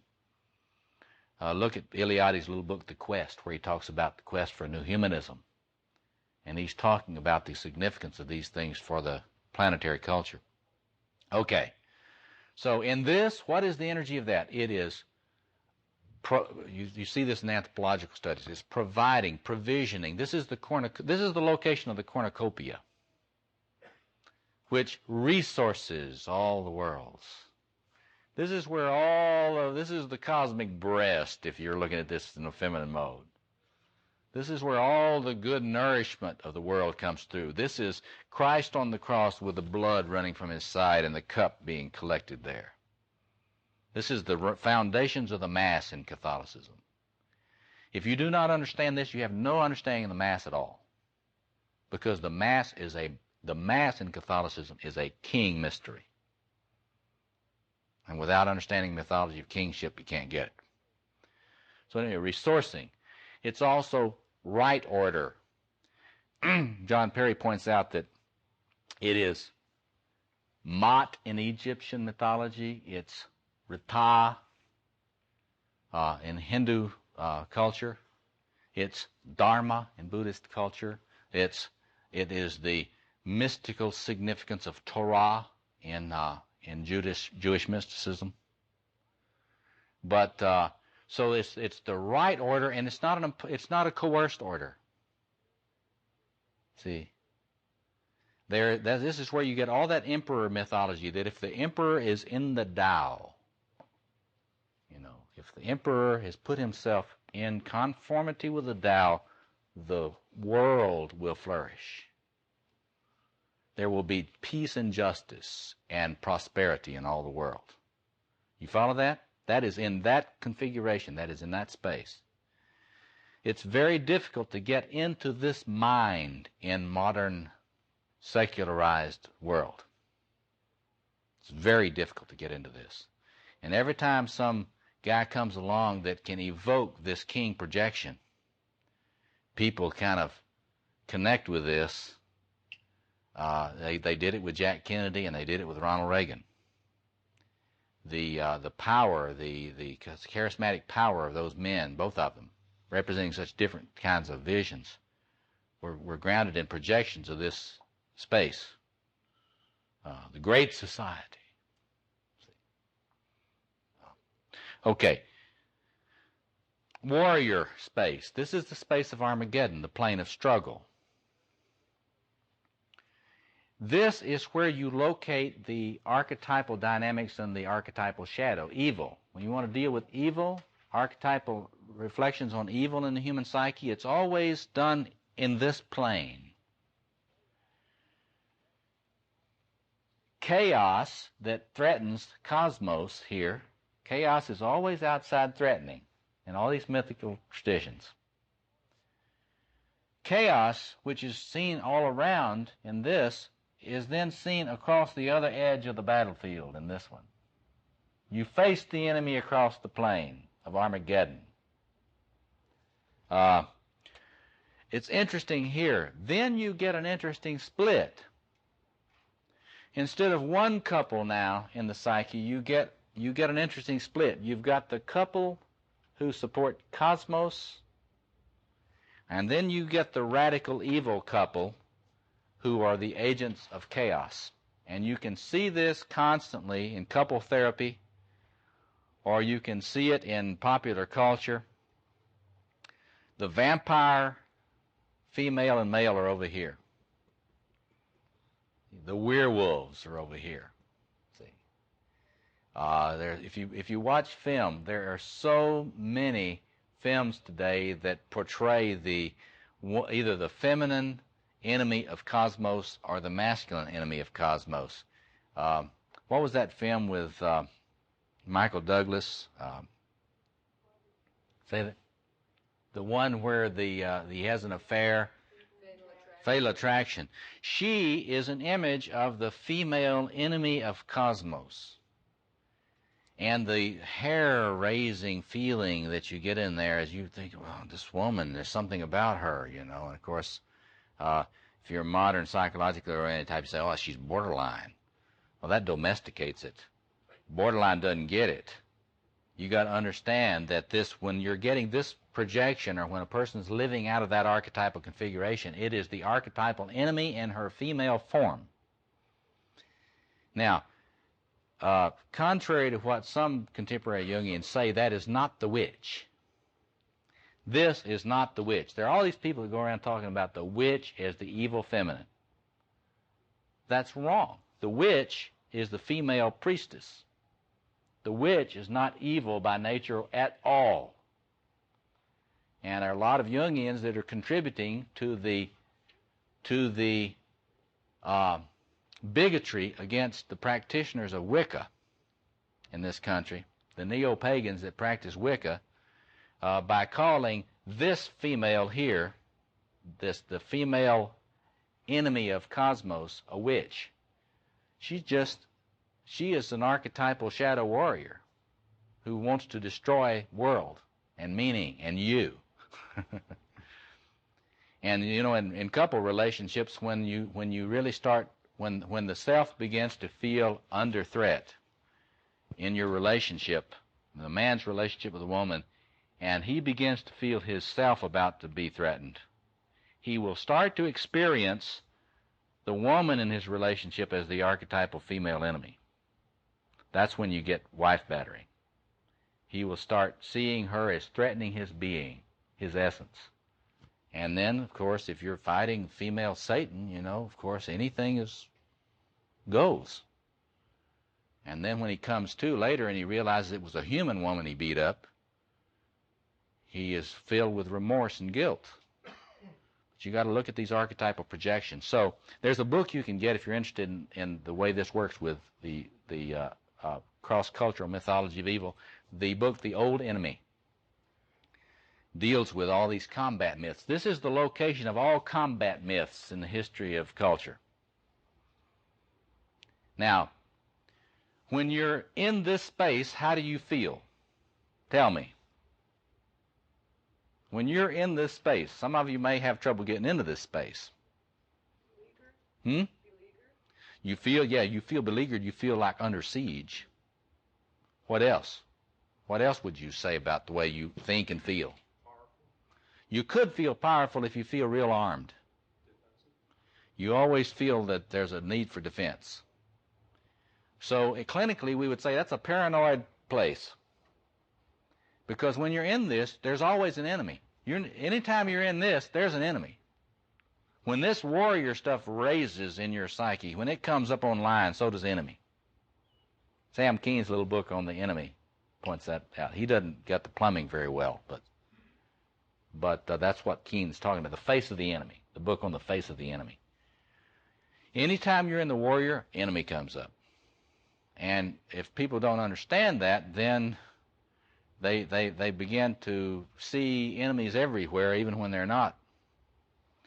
However, if you can't get into this space, you don't see enemies when there really are enemies. In other words, if you're dominated by lover energy and you're an alcoholic, you cannot even see the things that are destroying you as enemies. Denial, see. What are you denying? Well, you're denying the things that are toxic. You can't see the real enemy. See. So you get all these people that full of love and understanding and empathy and all sorts of things, and they're just no enemies. They're not plugged into this sector of the psyche. A person that's plugged into this sector of the psyche, that's everything's enemies. Paranoid personality. Okay, got that? Let's go on to the next one. This is your place of transformative space, the space of the magician, the priest, and the priestess. This is the space of transformation. This is the space of the magician in his or her study, and this is the place of, there's a real detachment here. In fact, clinically, whenever you're dealing with detached personalities, they operate a lot out of this space. This is what Victor Turner calls the space of liminality. That is the space of transition states. Anytime you're in a midlife crisis of any kind, or if you're in a grief process, if you have a major loss, you're immediately put into this space emotionally. Tell me some characteristics of being in this space if you're not a ritual elder stewarding it. Say, it's different if you're a therapist or ritual elder or if you're a person in this space. Let's talk about being a liminar, a person that is in transformative space. What's that like? What can you do and what can you not do? Anybody? Depressed. Depressed. Well, you may be depressed because there is a death. This is death and rebirth. This is where the archetype of initiation fits in the psyche. Because there's always something dying, trying to make a space and be contained for something new to be reborn. So there's a grief built into this. So there is depression or sadness. I'd like to call it sadness. Yeah. Fragmentation. Yeah. This is when you feel like you're coming apart because you know what? You are. You are really disintegrating. And hopefully, if you're in the right space, if you're in the space being stewarded by a ritual elder who knows how to contain this, you won't be in chaos. There are a lot of people who say, well, that's just chaos. Well, it's not supposed to be chaos. It's only chaos if you get into this and you haven't found the container, the ritual container or therapeutic container, healing vessel for containing your process. This is what therapy is supposed to provide, a container for this person as they transform. Let me ask this question. How good are you at acting in this space? Ego initiative? No. How about autonomy? No. How about dependency? Yes. A lot of dependency. And you'll notice when people get into this, they got a homing device, and they're trying to home in on some place they can put their dependency. In psychoanalysis, we call that transference. And we call that a certain kind of, it's really an idealizing transference. When you go into a transition state, there is an archetypal thing in your psyche that says, let's find the ritual elder so we can be dependent for a time. And of course, when a person cannot find a transformative space, this is when they really start to disintegrate and get really crazy and really regressed. For example, borderline personalities are persons that have sought this a lot, but often have not found a person, a therapist or a vessel who can help them hold themselves together while they try to heal. It's not easy containing a borderline. Why? Because they got a lot of powerful affects. Anything else you want to say about that space? You've probably spent some time in there. What else would you say about it? Grief process, midlife crisis, what else? Yeah. There's a lot of creativity in there that emerges in that space. Yeah. Yes. That's the cauldron. This is the witch's cauldron, right? So this is, in Jungian psychology, what do we call this? The alchemical vessel. All those books on alchemy, this is Jungian way of talking about that space. When they talk about the vase hermeticum and the alchemical alembic, they're talking about this contained space where you can go through your metamorphosis. And in Jungian thought, that is the transference relationship, essentially. And so Jung was the first analyst to think about transference as a container. The Freudians always thought he was crazy when he said that. Finally, they've come around to see transference as a container, in a way. Okay, the final one. This is what Robert Bly is going around talking a lot about now, the garden. He's always going around talking about how important it is for men to learn to get into the garden. Well, it's the space of passion, the Garden of Gethsemane, the Garden of Eden. What can you do in this, and what can you not do in this space? Make love, not war. You make love, not war. Do you work a lot? No. In fact, when you're in that space, you don't even have the faintest inkling about work, if you're really in it. What's that? This is about the next to the last day of your vacation, right? But it really, no circuits for work in here, no circuits for enemy. All the body awareness circuits are in there. So when you talk about all this stuff about the body, and in fact, it's really interesting what a lot of theorists are doing now about eating disorders and looking at that archetypally, because really it is a problem with this space. And it's an attempt to live as if there is no body, or should not be a body. See? Not acknowledging it. So this is the space of passion, of joy, of sorrow. This is the good news and the bad news again. The good news is if you really get into the garden, you're going to be able to experience joy. But the bad news is if you can experience joy, you're going to be flooded with sadness. So I like to say to groups of men, when you become a mature man, you will learn the difference between depression and sadness. Because a mature man is not somebody that's happy all the time. A mature man is a man of sorrows and acquainted with grief. Because you can't occupy this space in the psyche without being sad. There's a lot to be sad about. So this is where your feelings come online. See, this is where both the feeling function and typology, I would put the feeling function and the sensation function both here in Jungian typology. And I would put the thinking function and the intuitive function both here. So what does that mean? You're saying that Jung's typology covers only 2 of the quadrants? Absolutely right. I think that's true. Why not the sensation function in the king quadrant? Because the king is not embodied without this. See, you got to distinguish between the king as a God image, where it's all wholeness, and the king is one archetypal mode or plane. The king is a God. The sacred king, who is God, is fully lover.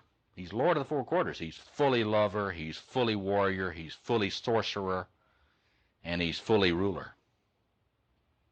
So, the here take a piece of me huh? quality, the here take a piece of me quality in the king, the sacrificial king. Isn't that related to this? Yeah, but the problem is, see, what you got to get a sense of is the vision of integration and the vision of that particular circuit. Because one can be living out of the king circuits. We'll go into the pathology in a minute.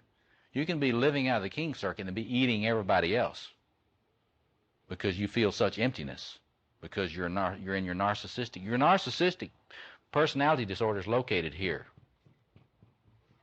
See?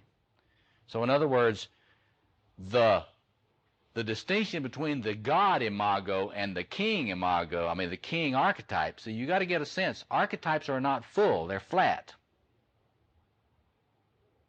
They are one, there's a one plane in any archetype. And the reason that you say you can talk about this is an image of God. The sacred king is Lord of the 4 quarters, because the sacred king, if you study the mythology of the sacred king, when he's really when he's God, he's Lord of the 4 quarters. He integrates all of these functions. He is passionate lover. He is sorcerer, that is the one who is the high priest for all the people. In the Mayan culture, there's a new book on Mayan kingship that's coming out that's revolutionary. They've decoded a lot of the Mayan hieroglyphs now for the first time.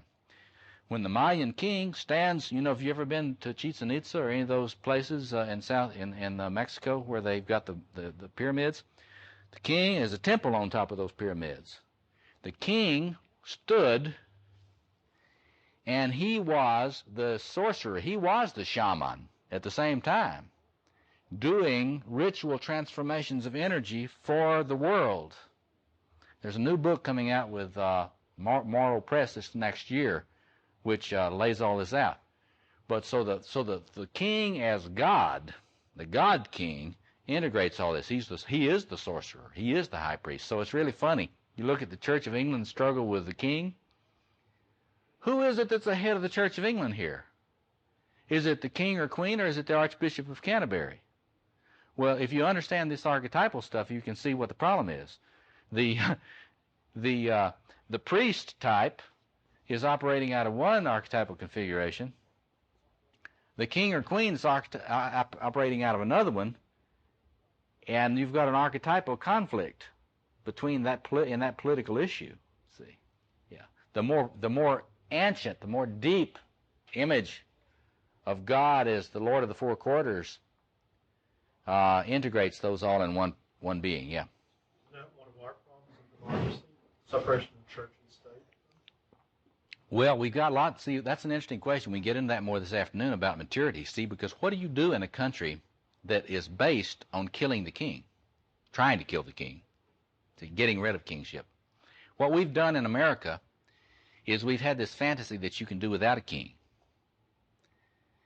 Well, that's fine, except that makes us susceptible to incredible possessions by Reagans and Kennedys and whatever you say. It makes us, we have an unconscious king projection that's trying to find a place to go. We haven't discovered that it's supposed to go inside yet. And, you know, democracy in which people don't have a connection with the inner king doesn't function very well. Becomes chaotic and anarchistic. Yeah. So, I mean, we can talk about that more later, yeah. Magician's state, deputy dream state. Ancient incubation. See, when you go in you read that Meyer book on ancient incubation and modern psychotherapy, you're sort of going into your temple at night.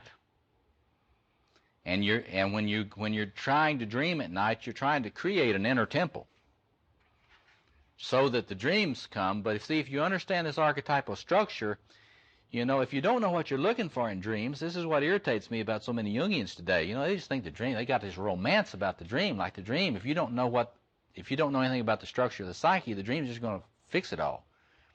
But you need to have a sense so you can look at these fantasy products to see what the psyche's trying to give you.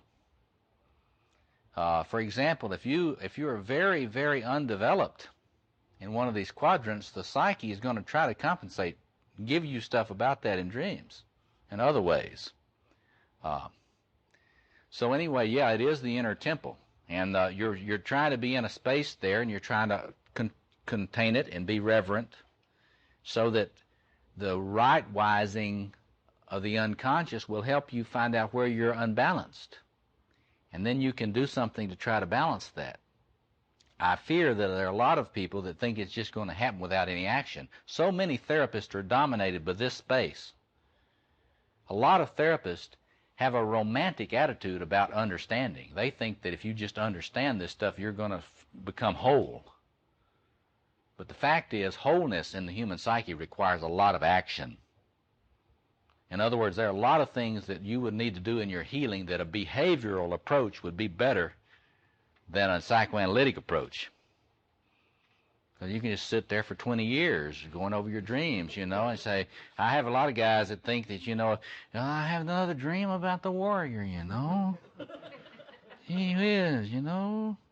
And I say, well, it's time for you to get some martial arts training. No, I think we ought to just wait for another dream. You know, my warrior is going to be developed by interpreting my dreams. But it doesn't work that way. You know, you got to learn how to grab him by the nose and kick him in the ass, you know, when you're working on the warrior archetype.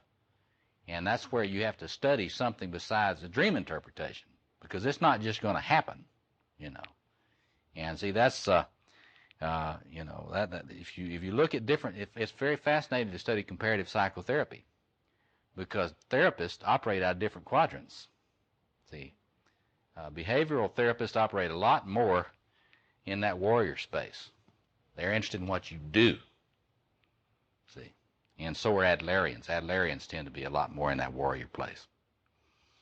Okay, so there are the spaces, and I'm convinced that that we've only begun to look at the psychoanalysis of space, because these things have a particular emotional tone, and when you're in a particular space, once you begin to work with this stuff, you can feel what space you're in. And if you're feeling, you know, if you're having a little adrenaline high and your hackles are rising a little bit, you know what space that is. And if you're having a hard time going to sleep at night, your mind is scanning all sorts of stuff and you're feeling vigilant, going checking the doors, checking the windows, you know what space you're in. That's a specific psychological space, and you're not going to be able to go to sleep real well if you're in that space. See? And think about what happens to your sex life when you're in the warrior space. If you're in the warrior space and your spouse wants to make love, what you will do is pick a fight with them. Happens all the time. Talk to a couple therapists. Okay, so let me just finish with just looking at this now, and then we'll break and we'll come back. We'll start off with questions, and then we'll start working on, you might want to do your little shading in, and I can take some of them anonymously, and we can talk about the job of maturation. Okay, so look at this. One dialectic this way, one dialectic this way. Notice something interesting, and I'm indebted to Douglas Gillette, my co-author for this sort of thing. I had never understood the way in which these different faces are really there. You know, Jung talked about triune structures, these triune structures in the side, the meaning of these triune structures, the importance of the Trinity. Notice this is a triangle. It's very interesting. In this book we're coming out with in the fall, we're laying out the way in which the pathological expression of an archetypal modality is bipolar. That is, let's take this. You will have tyranny and dependency there. See? You'll have a similar kind of bipolarity here. You'll have the masochist and the sadist here.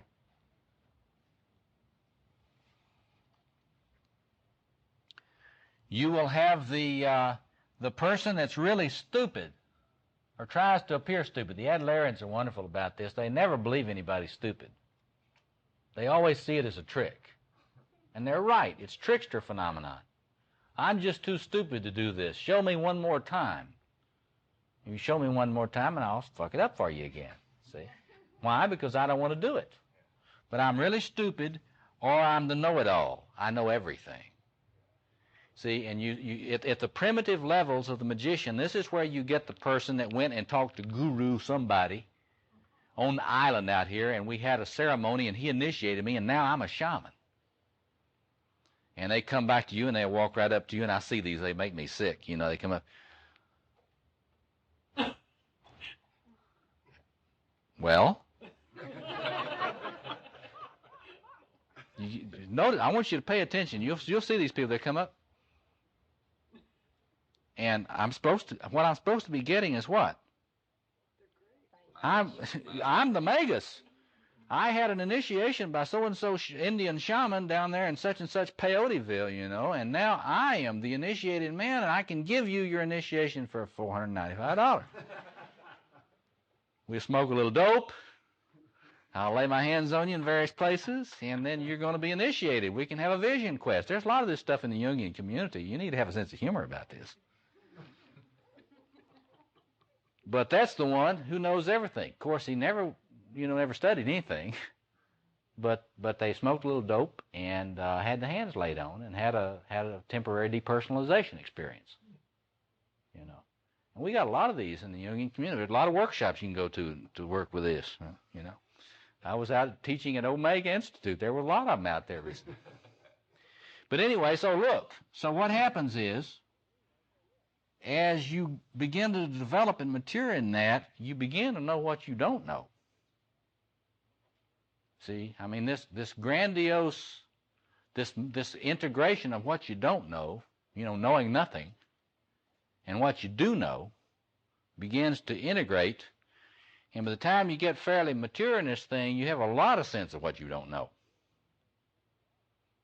Because you do know a lot. This is what the people tell you. The more you know you don't know. And as you get up here, you get more of a sense. The movement toward the center is always a movement toward stewardship of that particular energy. See, the lower level you are, you want knowledge for knowledge's sake. That's an interesting thing. People rightfully talk about the shaman as a highly developed magician. That's because the shaman is a healer. When this magician energy gets highly developed, it's interested in healing, personal and social. See? So the movement toward the center is an integration of the bipolar things. Here you might say the split is between somebody who feels that they have no erotic potential at all. They're into accidity or whatever they used to call that in Christian thought, and Don Juanism. See, so or addiction. See, well, I mean, you can talk about it a lot of ways, but you can see that there's a bipolar split there in the lover sector. You'll have the addictive phenomena, but you'll have on the other end of it somebody that has no passion for anything. You can have to push them to see if they're alive, you know. A lazy lover, or somebody that yawns a lot as they're making love, you know. Sexual anorexic. See? And so the as one develops on that plane, that split doesn't exist so much. It's very interesting. There's a new book we've got in this series that on Jungian spirituality. We've got the first book that's ever been written on Hegel and Jung, Hegel's philosophy and Jung's psychology. And if you'll think Hegel here a minute, thesis, antithesis, synthesis. Thesis, antithesis, synthesis.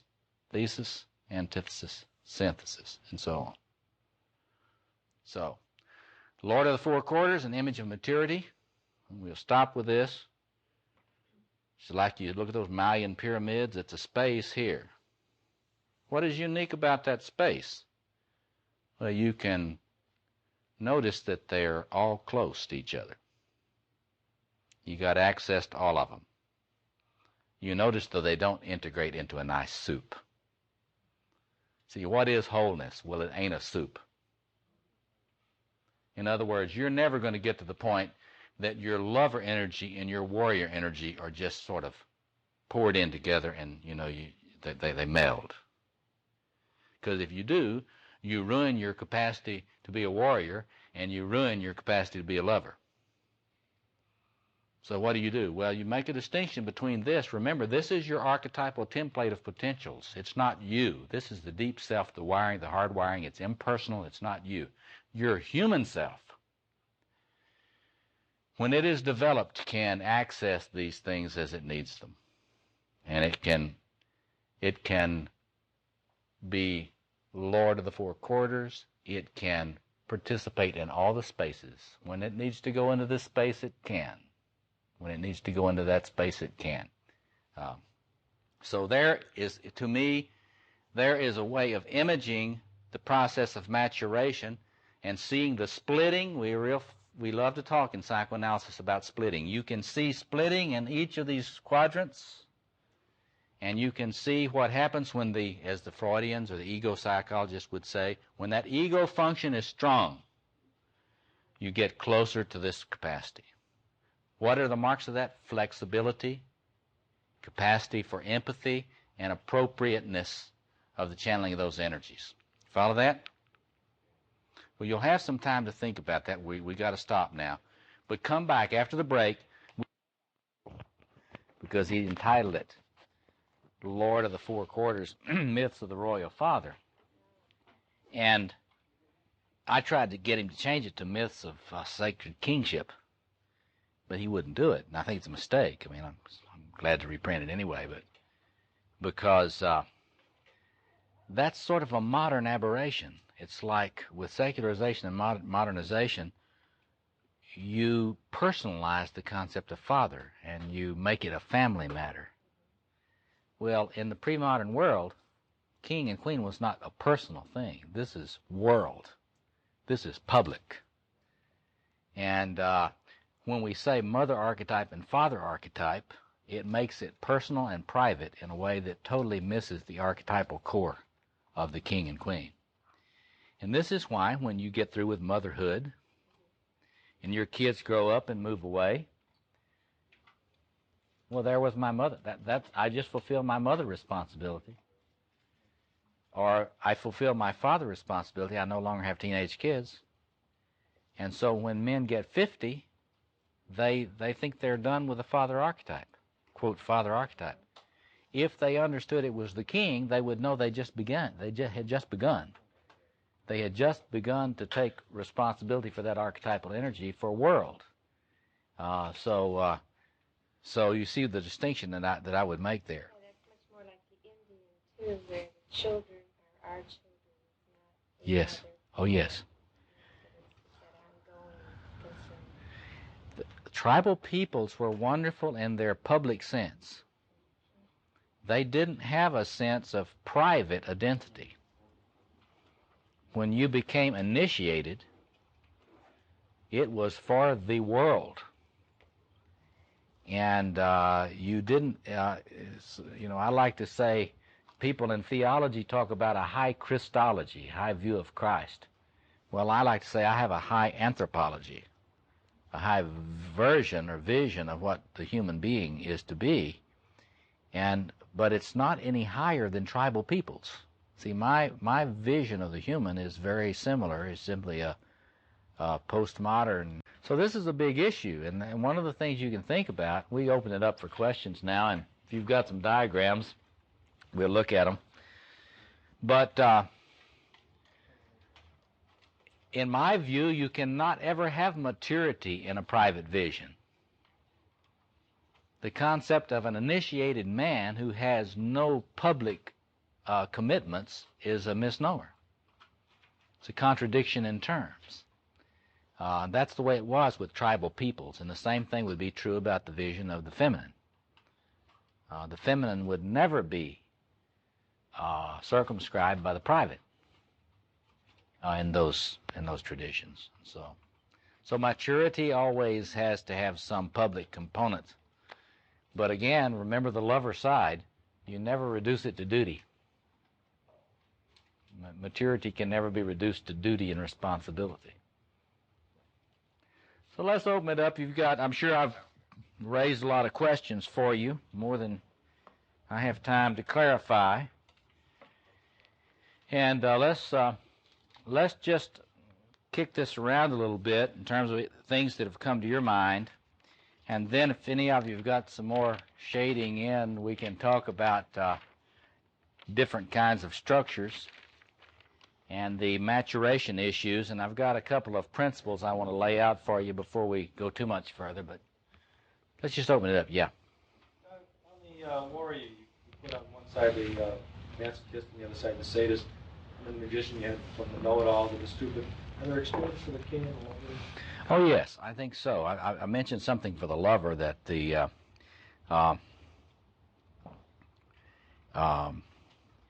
we were talking about just a while ago.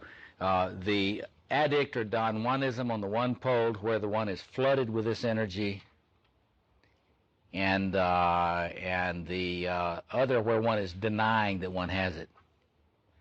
And that would be what the traditional Christian spiritual directors used to talk about as accidi. I don't know how they pronounce it. Does anybody know the correct pronunciation of that? A-C-C-E-D-I-E. It's a sort of a blah. I have no passion. I'm limp. You know. In the king or queen sector, you've got this tyrant mode pole. And you also have the sort of abdication pole, where you just wash your hands of any kind of responsibility, you know, and you'll see that a lot in dependent type people. When you study, in this first volume, we lay out what we call boy psychology and man psychology, and you can see we describe these poles, these polarities as they exist in boys, because you see it in boys too. I mean, you see it on the playground, and then you see developed in an adult male. You see the same dynamics, the same issues in an adult male. But there is that polarity in the lack of development, and as the person matures, there is much more of a balance in that. Yeah. So if you feel that you're at one of those poles, then is your shading relatively low in that quadrant? Well, it's like, you can play a lot with how you would diagram yourself. It's kind of fun to think of different ways. There's no one right way to do it. I try not to be perfectionistic with people about this. I try to say, look, if you're really in touch with this energy, that's a plus, So, for example, if you're an alcoholic and you're flooded with lover energy, at least you got the lover energy. And one of the things that's bad about the way we do diagnostics and clinical psychology today is that we tend to really pathologize people who, a lot of great number of borderlines are in here. And if you're a borderline personality and you know enough to know about a borderline, you really feel bad about yourself. Oh, God, I'm really an unstable personality, and I've got, all these problems, and, and I'm not very high up on the developmental continuum, And so you really feel really bad about yourself. I think that's really tragic, because there are a lot of people who are just as crazy who are doing therapy with the borderline, who will never be seen as crazy. The compulsive, for example, The compulsive psychotherapist has got a lot of warrior king or warrior queen. You know, the one that carefully got their degree, got all the right degrees from all the right places. They went to all the right clinical training programs, you know, all this stuff, did it all right. Can you imagine them working with they're working with the borderline, and they feel so superior to the borderline, when in fact, the borderline is their shadow. They're carrying the shadow of the therapist. And so when you're thinking about maturation, I think it's impossible for us to be a little less puritanistic about human development. If somebody is an addict, they know a lot more about the lover space than you do, probably. They don't have much stability in their personality at all. And the energy is very raw and archaic.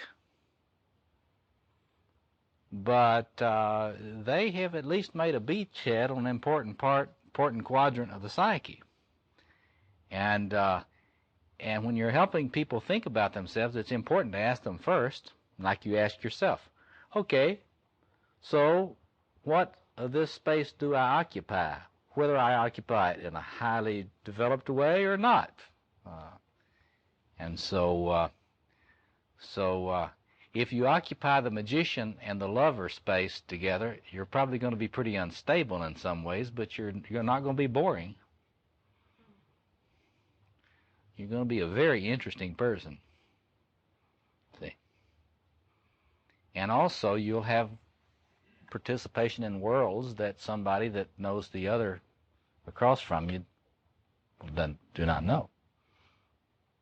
So there's a lot of biases in our contemporary approach. We are very biased in favor of order. See? And we're biased, we're biased in favor of autonomy, usually. That's what the feminist theorists have said, and they're right. And so the thing you want to do is to first look at where the person has made a beachhead on the psychological space. And then you want to kind of get a sense about, usually a person has got a pretty good established connection with two spaces. And so one of the things we want to talk a little bit about is some different configurations and the challenges of each. Yeah. You said that working out the shades of our own Mm-hmm. thing.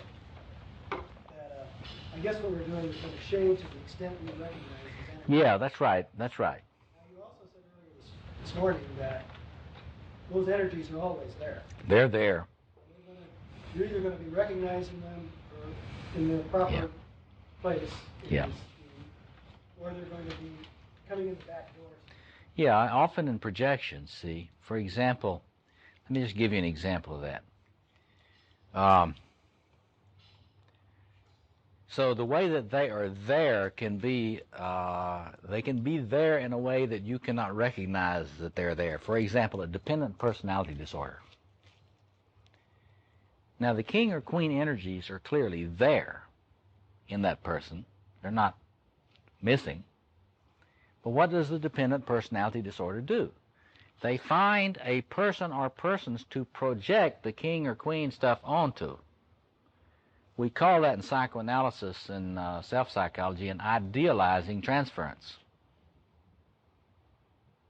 And so often a dependent personality will find a narcissistic personality disorder and fall in love with them, quote, unquote. And so the narcissistic personality will carry the king or queen for the dependent personality. So the dependent personality doesn't experience the energy in here. They experience it out there. See? And of course, you're not very empowered if you're experiencing it in projected forms. And we do this with a lot of these different energies. For example, Why is it that there's so much violence in the movies, and why does that sell so well? In my view, it's because we are so alienated from the warrior archetype in terms of an integrated factor in the psyche that we are seeking places to project that and experience it. And so one way to look at cinema, one way to think about cinema is to look at what people apparently need to have carried for them in film, because that's a kind of a receptacle for archetypal projections. So it's interesting to look at that. I was going to follow up on that by saying that where we haven't shaded in, where that energy isn't recognized, is projected someplace. And almost by definition, we're not going to know. But once you can ask that question, you're empowered, right? Because if you take this and you say, okay, I don't know whether you can see this, I've got pretty good awareness of my king or queen energy, and I got loads of awareness of my magician energy here. Say I'm not too aware of this energy, this warrior energy, then following your point, if you understand enough about the way the psyche operates, you say, I'm projecting that warrior energy somewhere. I wonder who in my family, among my friends, among my acquaintances, in my community, in politics, and whatever is carrying this for me. And so you can begin to scan for where your warrior projections are going. And usually I've discovered that people are pretty quick to find out. I mean, once they know to ask the question, they can say, aha, so-and-so's carrying this. You know, my dangerous friend. Nice folks will often have a dangerous friend. And the dangerous friend will carry the warrior energy all the time. Or whichever one is split off. So that's an important point, see. In the magician lectures, I go into the different stages of what I'd say, how you might think about 7 stages of initiation. The very low stages, you're not even aware that this energy exists, really. And at the next stage, you connect with it in another person. See, I can't feel it in me, but I can see it in you. I'm a stick of wood, but you're a great lover. I can see that, man, you're a man about town. I can see you're a ladies' man, and you have all the women you want. And I just say, wow. I hate your ass at first, you know. But then I can, you know, if you really know what you're doing and working with these initiations, if you have a sense about what energy you're really alienated from, then one of the things to do is to find somebody that has it. And don't worry about condoning them too much, just admire them. Because if you can change one's envy from envy to admiration, you can begin to work on invoking that energy. See? Of course, then the task is to experience it not in you, but then in me, and then not be intimidated by the fact that I'm such a complete idiot about this energy. It's the level of, you know, conscious incompetence in that power. And, you know, traditionally they talk about conscious incompetence, then unconscious incompetence, conscious incompetence, conscious competence, then unconscious competence. Yeah, I see. Is moving up the level in any particular energy or power. And you can think usefully about where you are on any of those, along those lines. For example, if you study martial arts disciplines, traditions, they have very similar stages of initiation for the warrior energy that parallel that. And that is to say, the higher levels, it seems when one is a black belt or higher in a particular tradition, it looks very easy. And it looks effortless. So you think about these developmental levels, but the first task is just feeling it in oneself. The interesting thing is you work with people on these things, you will usually find that there's one energy that a person feels very out of touch with. And the effects of that are different, depending on which quadrant it is. Other question, yeah? In this structure now, are you still saying the anima is the soul? The feminine? No, see, I think that that kind of the old traditional use of the anima as a man's soul or something like that, that is, I don't find as useful. I just think you have to think about the anima as the contrasexual in a man. It is certainly a deep structure in him, and it's certainly mysterious.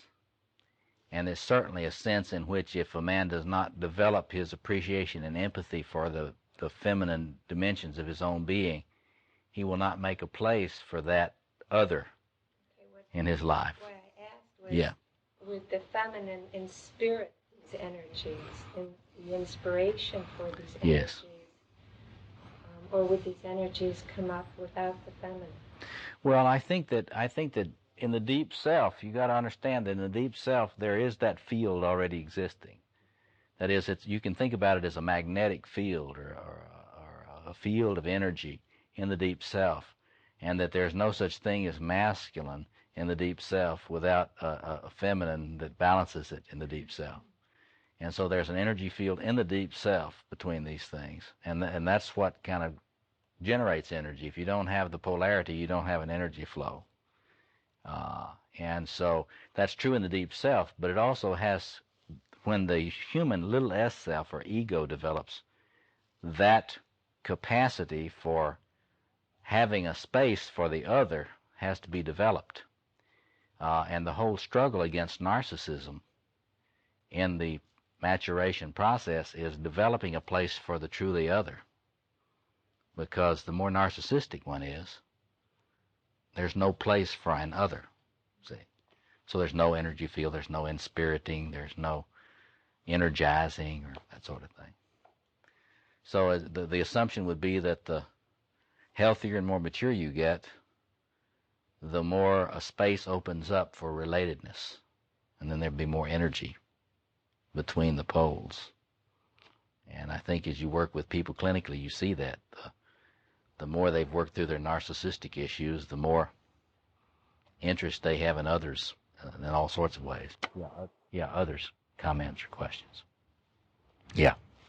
I wonder, especially at these meetings, these gatherings of men, how you discuss polygamous and monogamous energies.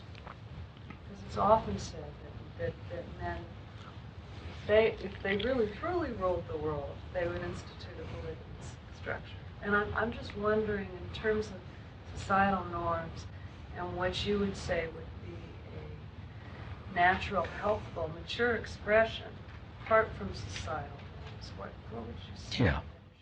Well, you know, you can argue that sort of thing, and you have to use all sorts of I think you have to use all sorts of primate evidence and all sorts of other things to look at that. But the way I prefer to think about that is to think in terms of what the lover part of the psyche in a man or a woman is capable of, and what it's not capable of. And in my view, the archetypal lover in male and female is totally promiscuous. It has no fidelity in it. It is polymorphous erotic. It loves everything. It is in a man it's the male version of Aphrodite. And I like to say to people, you know, people like to say, no, that's not real love, and I think that they just don't understand the erotic, because I was just, you know, if you listen to poets talk, you know, you get to listen to poets talk about what's important, what's valuable, you know. I was just listening to one young poet talking, and he was singing out of the lover archetype. You know, you could just hear that lover song. Well, all these people trying to tell you what to do about duty and responsibility and everything, and the only thing that's important is, you know, it's kind of like follow your bliss, you know. Well, where does the bliss of the lover go? Does it go to just one person? Nope. The bliss of the lover goes to all people. It's not even consistently heterosexual. It's bisexual. It's not even bisexual. It's polysexual. It's Freud's polymorphous perverse, except I choose not to say poly. Why call that perverse? That's just Freud's problem. It's polymorphous erotic. It likes men, women, animals, trees, you know. You know, a lot of these New Age types, crystals, you know. God, I just love my crystal, you know. You know. In fact, the way you understand, you know, a lot of people get real moralistic about Christmas time when everybody's into their present buying. Well, that's just the lover coming out. The lover loves things. Everything. And, you know, the theologians talk about sacramental consciousness. Well, that's what this is. This lover energy coming out. And it loves everything. It doesn't love just one person. So where does fidelity come from? You tell me. Look at this thing and tell me where you get fidelity.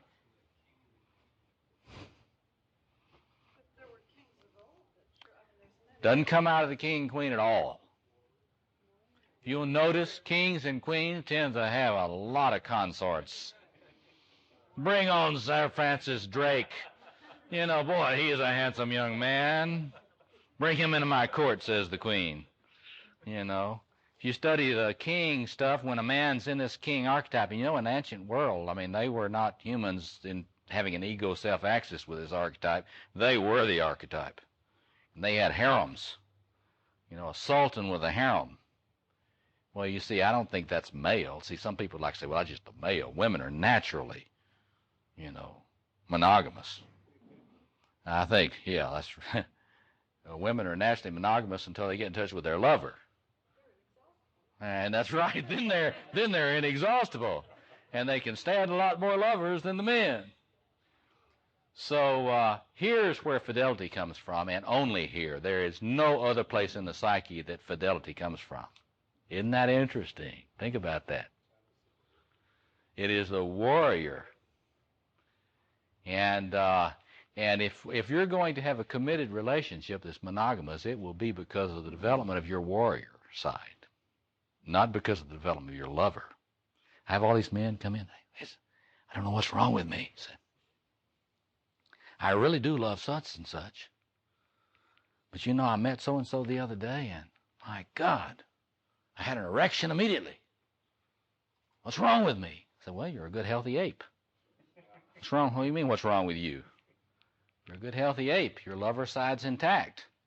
It always will be. I don't care how much you love and are committed to this person. When that animal self in you is around another animal self, then the pheromones are right, or whatever you call those little things, you'll be attracted. And you will never be faithful because you feel like it. That is to say, if you're in touch with your lover energy. Now, if you're a good compulsive and split off from your lover energy, you'll be real faithful, probably, and you'll think you're so superior. And really, it would simply be because you're split off from the lover energy, and your sister or your brother or somebody else is carrying the lover for you in the projection. But then you have a midlife crisis, and you get in touch with the lover, and all of a sudden you're promiscuous as can be. So, but anyway, that's a fascinating thing. You see that you got to really get a feeling for what these things can do and what they can't do. The warrior can be faithful. Be faithful. It's wonderful for him to be faithful. He doesn't care anything about sex. He also doesn't care anything about family. Jesus said, he who loves mother or father more than me is not worthy of me. And you could add that wife, children, you know, lovers, hot tub, anything, you know, more than me is not worthy of me, because the warrior is very, very unconcerned about relationship in itself.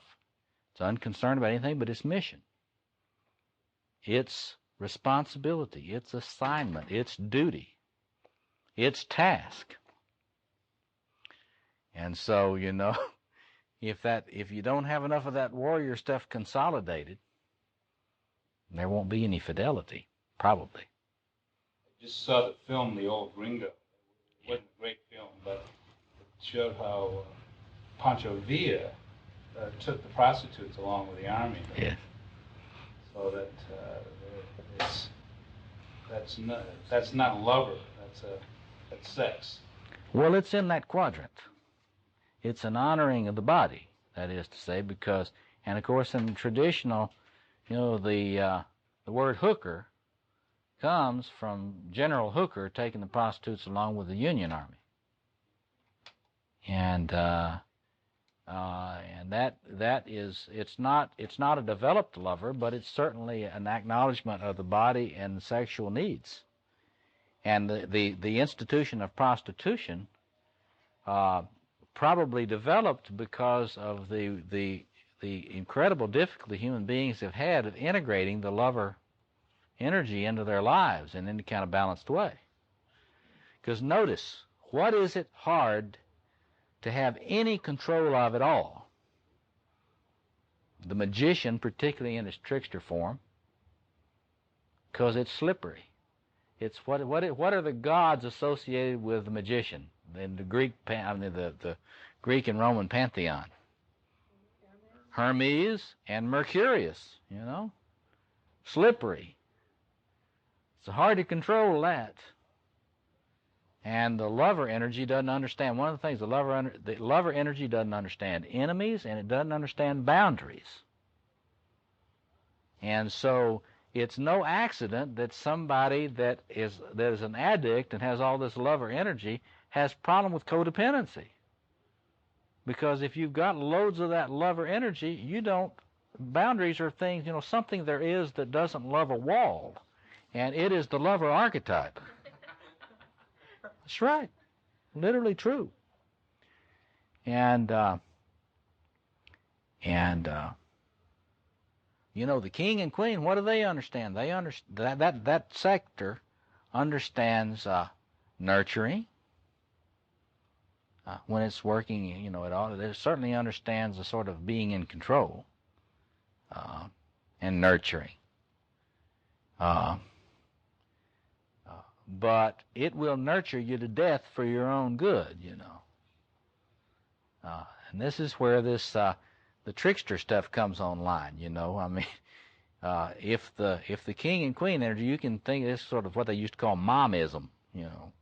But if the king and queen stuff is unbalanced, it has no sense of limits in how much it's going to nurture you. You know, you can be 18 and still having your mom help you go to the bathroom, see? Or going to dad to talk to dad about, you know, somebody told me recently that their 20-something-year-old daughter, this man told me his 20-something-year-old daughter came to him and said, "Dad, I want to spend the night at my boyfriend's house." You know, expecting permission. And, of course, this person's trickster is not sufficiently well developed, you know. What business of that is dad's, you know, anyway. Okay, other comments or questions? Yeah, back here. Where does the topology of the persona come into the scheme? Do people have different ones? Yeah, you see, depending on how it's important in terms of your individuation, it's important to figure out how you're organized. Dominant, auxiliary, you can use that typological terminology usefully here. What's dominant, what's auxiliary, what's tertiary, and what's in the shadow, the deepest place. But your persona, depending on how you've organized, it will directly reflect the way you're organized. So it could change at any... It will not normally be that. For example, you take somebody who is dominated by trickster energy, which is in this magician sector. In their persona, they will seldom ever be serious. They will crack jokes a lot. They will be hard to pin down, and that'll be clear in the persona. They will not come on like a Philadelphia lawyer, see, in a three-piece suit, very much. Yeah, see, they will not come on. They will not look like a warrior if they're dominated by the trickster, and the persona will not look that way. If a person, for example, think about the persona of people who are really mainlining a lot of this lover energy in the arts. You get a lot of people in the arts have loads of this lover energy. And notice what happens to their persona. Do they come on like executives down on LaSalle Street? Not at all. You see a lot more color. Anytime somebody's mainlining a lot of lover energy, you can see it immediately in the fashion. This is where you have to pay attention to fashion.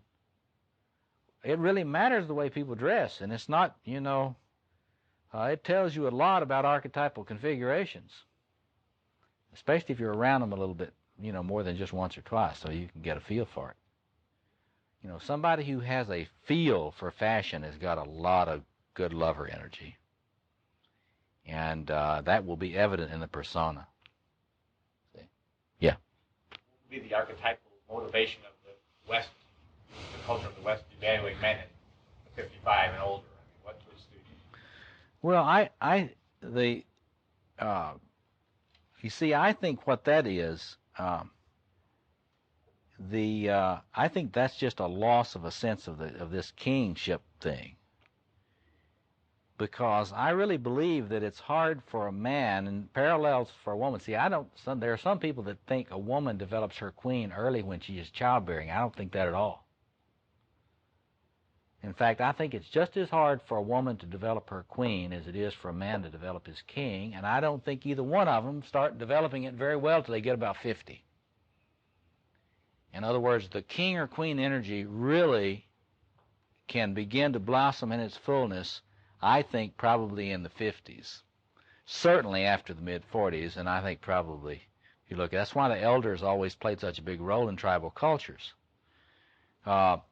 But when you lose a sense of kingship and that world stewardship that's embodied in that, then what is a man for after he gets to the top in his job? When he gets to be a vice president at IBM, and that's as high as he's going to go, and his kids are through college, then so what else is he for? And most men in our country, and I think it's worse in our country, don't really have a vision of generativity for after 55. So we've got all these men that play a lot of golf, and they're depressed a lot, and they drink too much, and they don't know why. And it's because they've really got a massive split, and they're not really acknowledging a whole sector in which they should be being sort of planetary grandfathers, which is what they did in tribal cultures. Talked about the grandfathers all the time, the grandmothers. So I think that's related to that. I think it's the loss of a sense of initiation in that sector particularly. Other comments? You used a concept earlier of stewardship Yes. of an energy. Yeah. Could you explain Yeah. more what that means? Yeah. Yes, I've been thinking a lot about maturation in these different sectors. It's clear that you can have a lot of facility in one of these sectors and not have any sense of a larger picture of what you might do with that energy. I think you see that clearly. Well, we can see it. We can go around. You can see that clearly in this in the warrior energy. Let's just look at that a minute. There are a lot of people today who are mercenaries that think they're warriors. Every little corporation, on LaSalle Street or Wall Street or these places, they've got what they call a war room. And all these hotshot yuppie would-be CEOs get in there in that war room and they play like, you know, they've all read their little Fighting to Win books and all this sort of thing. And they really think of themselves as warriors. Well, that's a joke. They're not warriors at all because they're selling their competence and their knowledge to the highest bidder without any concern whatsoever about the moral ramifications of their power. And in America today, this has gotten to be a real crisis because our businessmen, you know, they're into leveraged buyouts. You know, there's very little sense of stewarding a company, helping a company develop, very little sense of loyalty to the company's employees or to the company's constituency or the company's public. So I'm into my golden parachute, how much money I can get for my, in case I lose my job, how much they have to pay to buy me out. There's practically no concept of stewardship of either my warrior energy or my executive king energy. So when you say stewardship, what you got to realize is that you can get to be very competent in one of these energies and have no sense of moral responsibility for stewarding it for anything larger. And you see that in the movie Star Wars, particularly in the figure of Darth Vader. See, what's the problem with Darth Vader? Is it because he doesn't have a lot of warrior energy? Absolutely not. He is as competent as a Jedi Knight, which he used to be. So what is the issue? Well, you can be fully armed as a warrior and not know the right king to serve, or the right authority to serve, or the right vision to serve. You see that? And so that would be true, and this is the history of the human race, is wonderfully competent warriors who served very narrow, tribal, racist, jingoistic visions, and who die valiantly defending a bogus dictator, you know, or something like this. And so the issue of stewardship of an energy is the highest level. That's the seventh. See, you can get through 6 of these initiations and get up to that highest level, and then the question is, okay, so what do I do with this? What's this for? And you can get very, very highly developed in one of these sectors without having any sense of what it's for. Yeah, back here. Where do those value judgments come from? What's a worthy goal for using this energy? Well, I think it has to come from, see, this is where, let me, that's a good point for me to bring in the points I wanted to make, the additional points I wanted to make. If you will study these traditions, let me erase this one and put up something else. If you will study these mythic traditions, there's something very interesting that you notice. They are all very clear that you don't just, you can't go in a straight line to maturity. That is, in every major mystical tradition or initiation tradition, they're all clear you can't go in a straight line. It's always some circumambulation. Jung talked about circumambulation, going around. The image of the labyrinth, the image of the spiral and the labyrinth, the image of circumambulation, walking around, is something that's all over the world. And, for example, in the Mayan pyramids, it's very interesting. You've got one set of steps here, one set of steps here,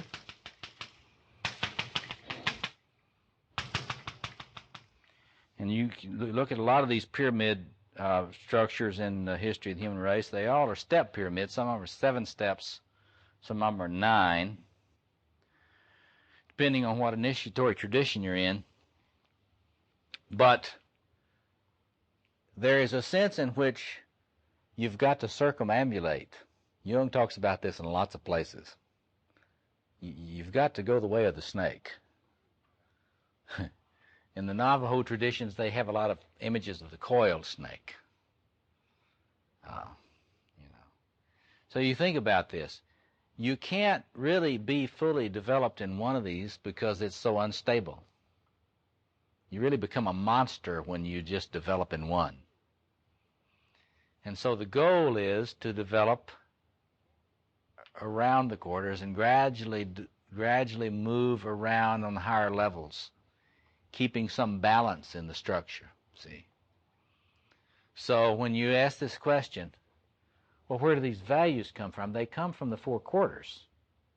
You can't get a balanced value out of any one sector. The king-queen sector overvalue control. See? This is what Joseph Campbell imaged as the tyrant holdfast. If you get, you just got that king stuff, it will have too much interference, too much control. See? If you get too much of the warrior energy, a warrior is great at blowing things up and shooting them and chopping them to bits. But, as one of the historians have always said, it's easier to fight a revolution than it is to establish an order afterwards. See? So the warrior has certain values, the king has certain values, the magician has certain values, and so they all have certain values, but alone it's really monstrous. So you get some, then you got to ask this question, well, why does Jung talk about wholeness? Well, that's why he talks about wholeness. Because an ethics of wholeness includes the values of all the four quadrants in a sort of a dynamic tension. You get an honoring of all these different, seemingly conflicting values. Think about a warrior without the lover energy. See? It's a necrophiliac. Doesn't value life very much. The Nazi SS troops were incredibly competent warriors. Incredibly competent. But they were so split off from this lover energy that they did not feel the value of gypsies.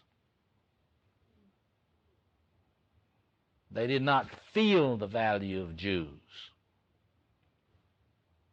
See? And so they could torture them and kill them and feel nothing. See? And so you really see the way in which this thing operates. Yeah. Where will intimacy come from? I think it's a major problem today. Yeah. It's really an interesting thing to look at. Question. If you're loaded up with lover energy and you have very little warrior energy, will you be able to maintain intimacy? Why not? What? You will constantly be transgressing boundaries, and you will not know it. A person that's flooded with lover energy doesn't really know when they invade somebody else's space. Well, when somebody invades your space once, you try to grin and bear it. If they invade it twice, then it begins to be a little irritable. Have you ever tried living with somebody, this is not familiar? Yeah. So it's very interesting. You see the dynamic tension in that question, and because without that warrior energy in there to maintain a boundary, so you feel like you won't be constantly being invaded and sort of squashed, you will be alone. You will choose to be promiscuous and alone, for the most part alone. What happens to a lot of people that have got so much lover energy and they're very promiscuous, then they try that for a while, but it's so painful that then they begin to detach, and they move into this sort of trickster magician sector, and they start increasingly living alone, being alone. They back out. They start detaching into sort of asocial modes.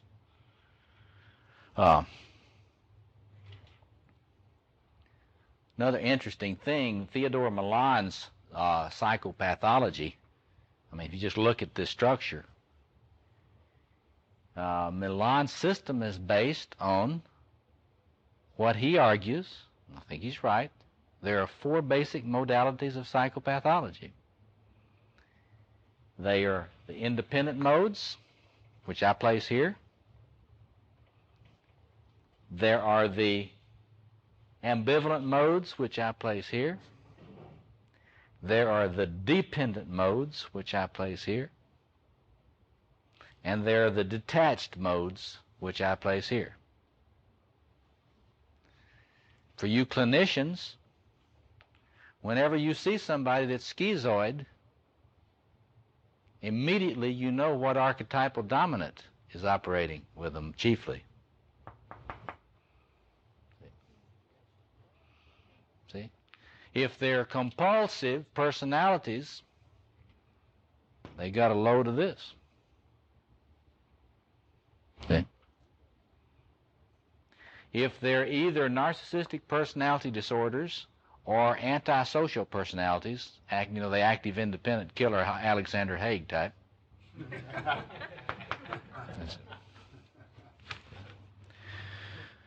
Okay.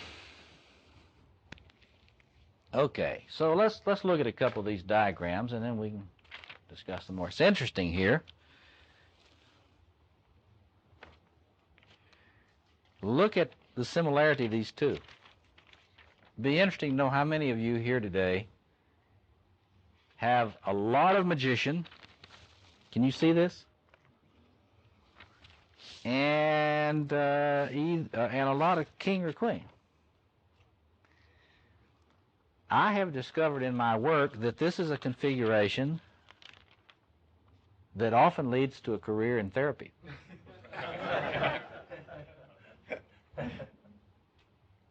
Now, why is that? Well, therapy, by definition, is a sort of a schizoid kind of role, voyeuristic. See, you want to know. You probably had a family where you had to know a lot to survive. See? In fact, this is the same configuration that I started out with. And if you have less king or queen energy, your interest as a therapist would be more scientific, like Freud's. Less as a healer and more of a scientist. I'm not so interested in psychotherapy. I'm interested in research psychology.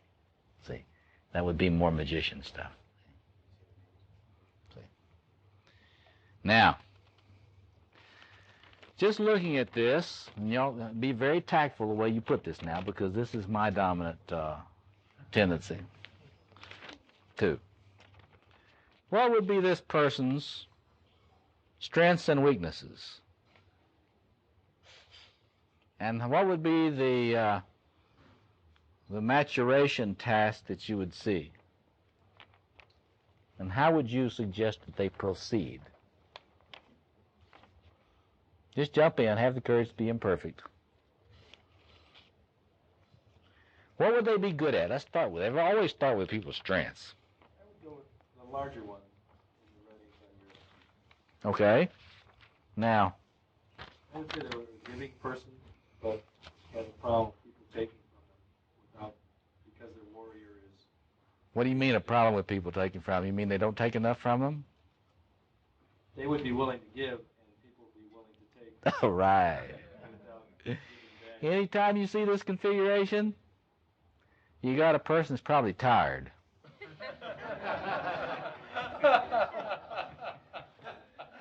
You understand what I mean? And how does this person protect himself or herself from that? Everybody protects themselves. Don't kid yourself. Detach. Why do you say that? You're right. Why do you look at that? Why do you say that person detaches to protect himself? Because they're not getting enough from the people that they would be attached to. That's true. You know, with all this magician stuff, that the way out is detachment. There is no way out as a king or queen. You got to be clear about this. King and queen equate with sacrifice. There's no difference. The archetype of sacrifice is in the king and queen sector. So if you've got lots of king or queen energy, you tend to be a little masochistic. Unless, as he puts it, you're absolutely right, unless you happen to have a lot of warrior developed, which this person seems to have smaller amount, then this person has a hard time setting limits on other people's demands. And when they have to set limits, they disappear and detach. I don't answer your phone call. See? I really meant to, but but I didn't. See? Now, when I'm less kind to myself and I don't clean it up, I say that this is my passive. You can understand my passive-aggressive tendencies here, you see. Do you understand this? You see? Because, and therapists tend to be passive-aggressive. Why? If they're like this? Well, because they're very alienated from this warrior energy. And you know what? A therapist like this, we can say this is me, see? Well, I used to be when I was in my 30s anyway, before I practiced my pistol shooting.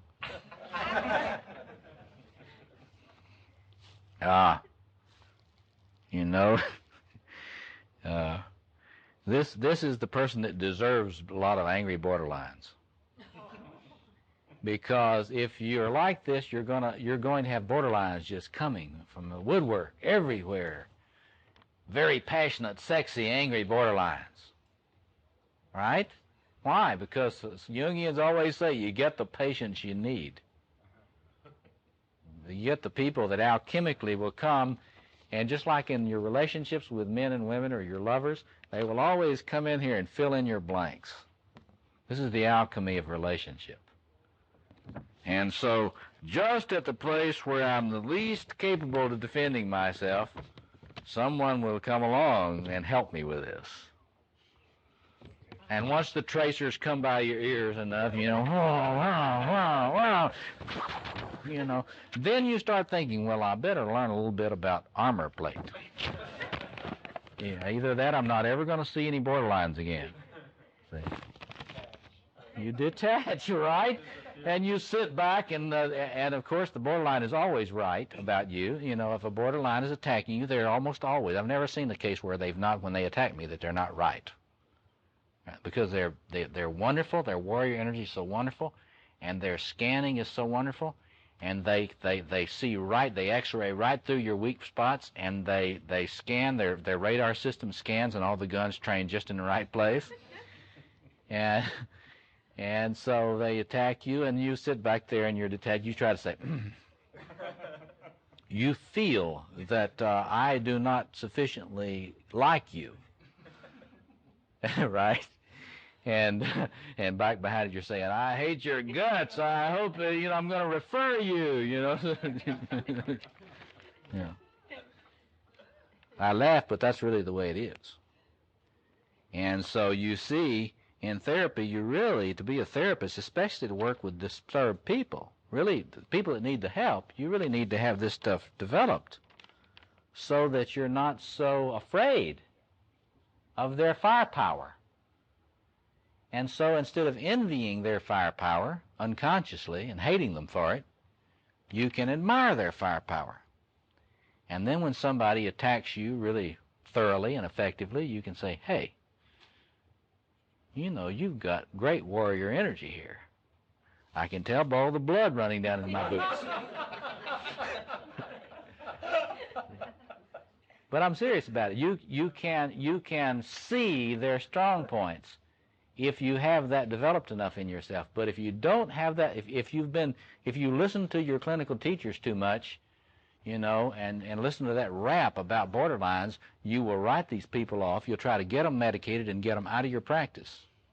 And you won't see how wonderful their lover-warrior energy is. Because they have wonderful energy here. You know, you don't. I mean, so there's Jung's thing about the patient heals the therapist. Well, how does that happen? It happens in the transference field. Is that fun? No. Yeah. My observation, this would be the same person that's on 6 church committees and volunteers for everything because they can't fight them off. They're trying to care for everything, see? And you'll notice this, too, in a very well-meaning person of all kinds. When they've got a lot of king or queen, they have many projects. None of their projects get enough energy, right? They get a little bit here, a little bit there. They got all these projects, but they don't get finished. And see, when you've got an unconscious tie to that king or queen, you can't focus. The only place you get real focus in the psyche is in that warrior. The warrior doesn't fight the whole war. He never fights the whole war. He fights one mission. See? Yeah. That configuration, you see, that's where however, I would also describe myself as a workaholic, which would seem to be warrior energy. It is warrior energy. Pathological warrior. It's just archaic warrior energy. I gave myself real low scores on warrior energy. Okay. And in a way, that's right. That is to say, if one is a workaholic, it means that one's got a lot of archaic warrior energy flooding around.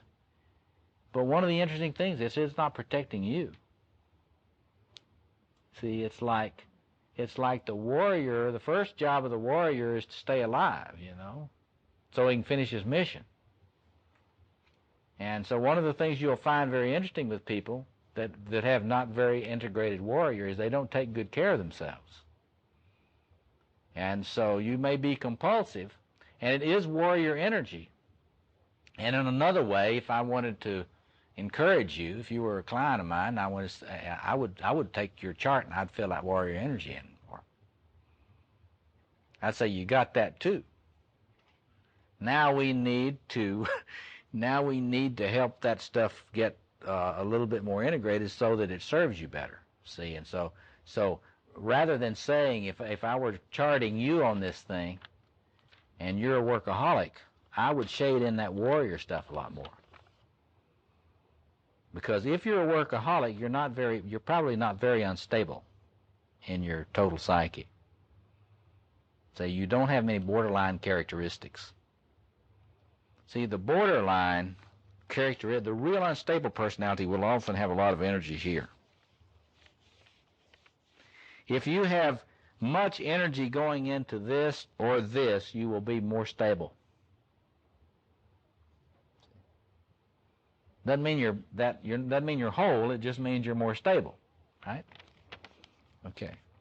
Now let's do it this way. Now what if we had this configuration and we rearranged the titles and we've got practically very little magician, practically no king or queen, and Donald Trump. Really? You think so?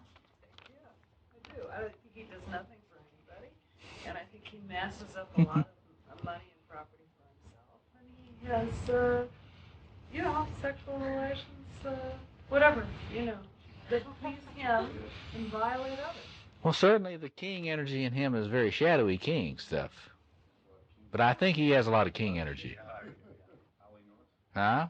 Probably. I don't know enough about North to say. But this would be a very, very could be Sid Vicious. Passionate, violent, not too swift. Doesn't have a lot of insight into his behavior. Doesn't care to have a lot of insight into his behavior. This would probably be. Did you see that movie with Richard Gere, where it was Breathless? This is Richard Gere's character in Breathless, the movie Breathless. You shake my nerves and you rattle my brains.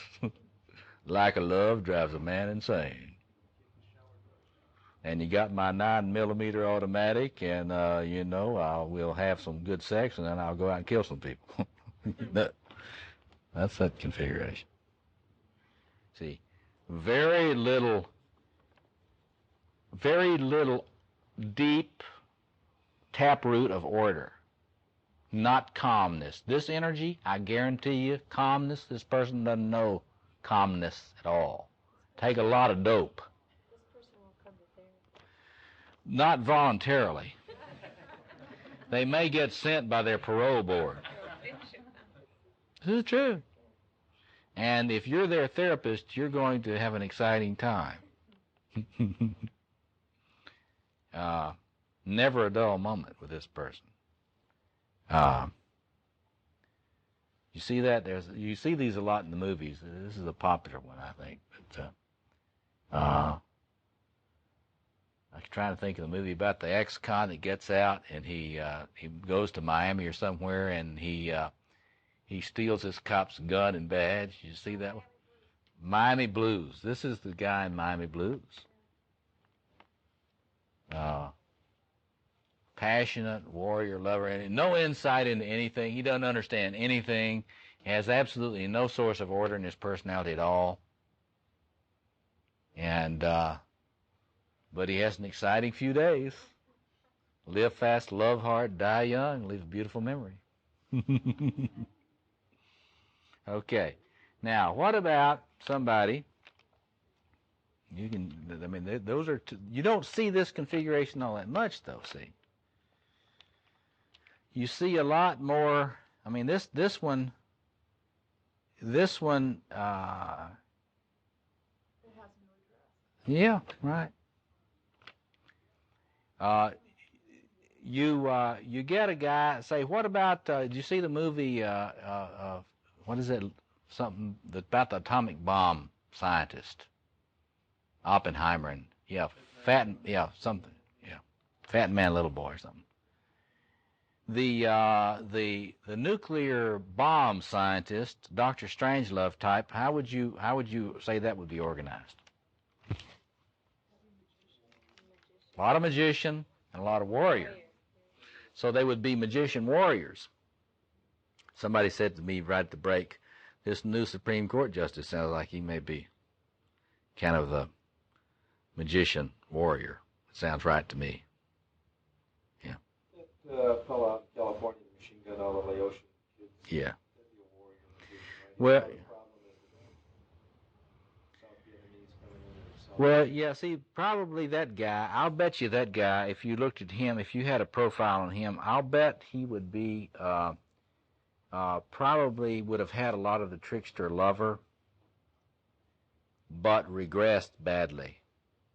I mean, when you really regress, see, the archaic energies are always in there, and they will always come in to compensate, and when you really decompensate and start going nuts, whatever you're really worst at will come on like gangbusters. So in other words, what you need to think about is when you start getting really crazy, you have to know what archetypal configuration will come blasting in an archetypal way. I mean, in a really raw, primitive way. Because when you get really crazy, that's what's going to happen. Whatever you're weakest in, you'll have a flood of archetypal energy out of that, see. For example, if you got this configuration,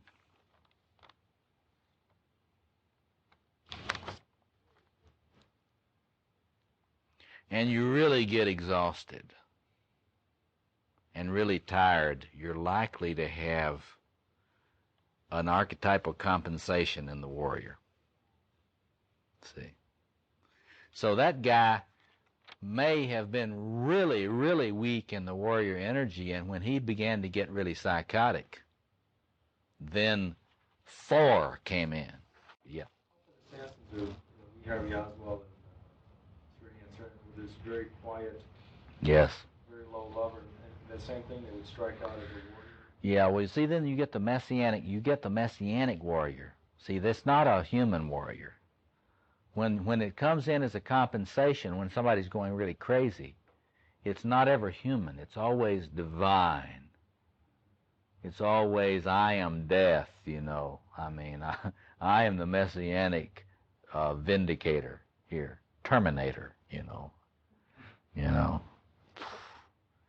And so anytime you get that kind of really primitive, crazy, psychotic violence, it is an archetypal warrior compensating a very impotent, very weak, very passive self. So think about battering men. Think about men who batter. It's almost always, in my view, men who have a very unintegrated warrior. Because when they're in interactions with their partner, they tend to be very much like a little boy in terms of getting their feelings hurt. They're very vulnerable emotionally. And they get their feelings hurt enough times, and then they don't have any protection around their sternum here. And so then the archetypal warrior comes on to compensate that. Jung always emphasized compensation. The unconscious will always come and compensate. So it will come in a very raw, terrible, violent way. And so that's an important... When you're looking at yourself and your own struggle and what your vulnerabilities are, you need to figure out where you're weakest archetypally. Because when you're really fatigued and sick and in a grief process, that's when you'll be most vulnerable to the least developed fourth. Yeah. Could you say that happened with Carl Jung and his dissolution, that his lover started to come out? I think it's very interesting to look at Jung in this.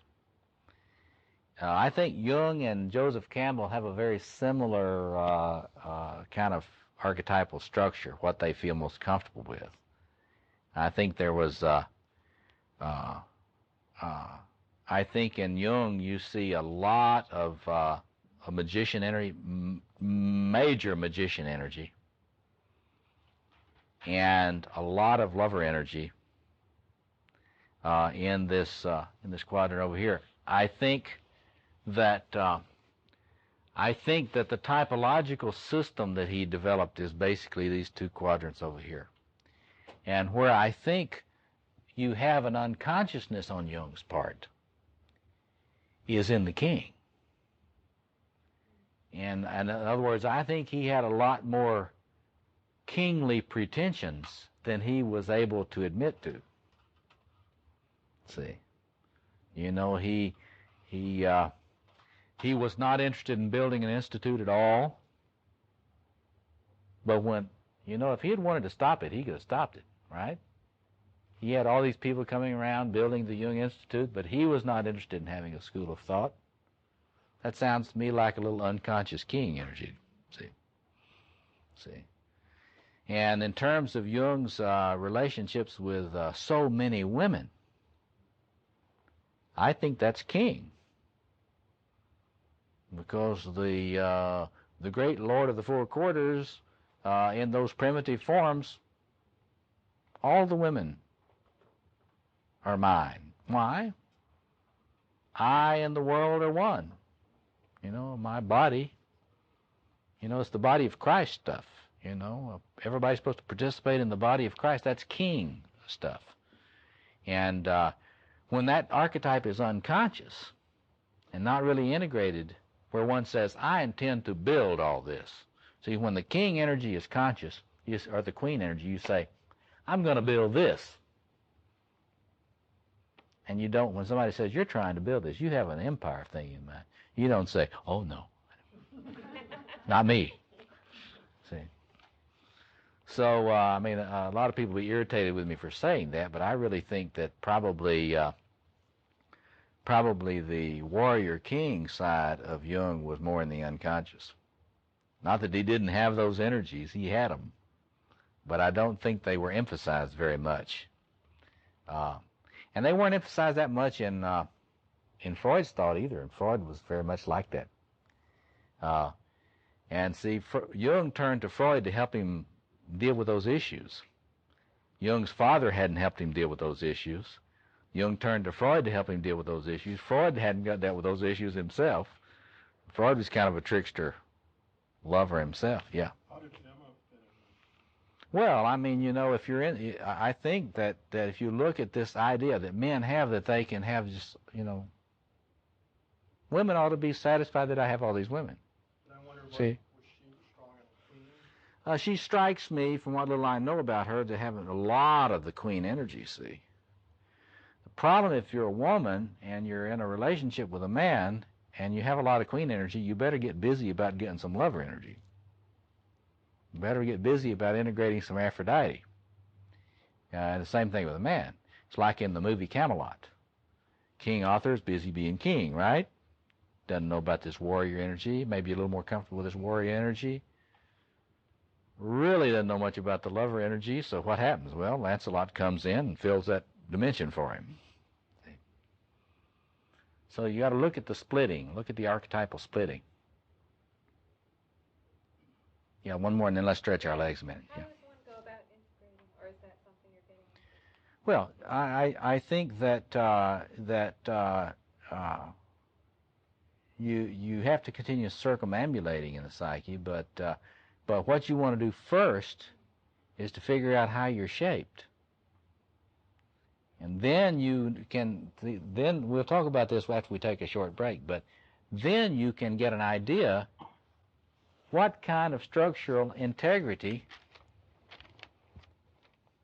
like if you look at this person, you're going to be working with them and helping them to develop. Where do you put your energy? In other words, if you're going to help this person develop and you want to maximize their growth in the shortest period of time, what do you try to help them develop? You help them develop the warrior. Why? Because you can put energy in here, but they've got loads of that. You can put energy in here. It's still not perfect. You know, you put loads of energy in that. But they've got so much development here on this axis. I mean, you know, if you're going to have a 20-year analysis, you can put energy in everywhere. But if you're really trying to help that person move, you want to put energy into the place which will help them become more balanced. So I totally agree. You put it into the warrior sector. And what will happen is this person's anxiety level will go down rapidly if you start putting energy in here, because they will tend to have a lot of anxiety about boundaries and being overloaded and not being able to say no. Once you put energy into the warrior sector here, they will be much better at their boundaries. Then their fear of intimacy will begin immediately to drop. That's, you see, their fear of intimacy will begin to drop very quickly. When their fear of intimacy begins to drop, they will feel more comfortable spending more time playing, sexuality, relationship. See? And of course, that will just enrich the entire bit. Actually, this person is a pretty stable personality. Anytime you have a cross-section structure, you've got some stability. They're not really as unstable as borderline. Usually a borderline will split right there. Traditional Jungian concepts of wholeness, you know, when we throw this word wholeness around, you really begin to get an idea about the content of wholeness. If you take seriously this quadration, the quadrated psyche, and you take seriously the different kinds of powers and energies and capacities that are in the wiring, in one's wiring, then wholeness is not just some ethereal sort of Jungian concept, but it really has a real content. And you get a real sense. One of the fun things to think about as a therapist, I mean, if you really like doing therapy, you know, you begin to say, oh, well, if I look at a person and I see, if I can get some sense about how what sectors they've really integrated and what sectors they're really alienated from, then I can get a lot more clear picture on how to help this person. to become whole. I mean, wholeness is then not some sort of abstract idea. If you have a person, for example, who is really alienated from all that lover energy, you have some idea about what you need to do to help that individual begin to develop the lover within. And let me just ask that, okay? So you're working with somebody and they need to develop the lover quadrant. Well, what are some of the things you might do with that person to help them connect with that energy, short of having an affair with them? Anybody? Playful with them, speculate, have them try all sorts of things without attaching certain value to them. All right. Well, okay, but what are some of the things you might do to help an individual get into the garden? If you got a person that doesn't even know, they heard about a garden, you know. Yeah, I heard about that. I think that was Adam and Eve, right? So what might you do?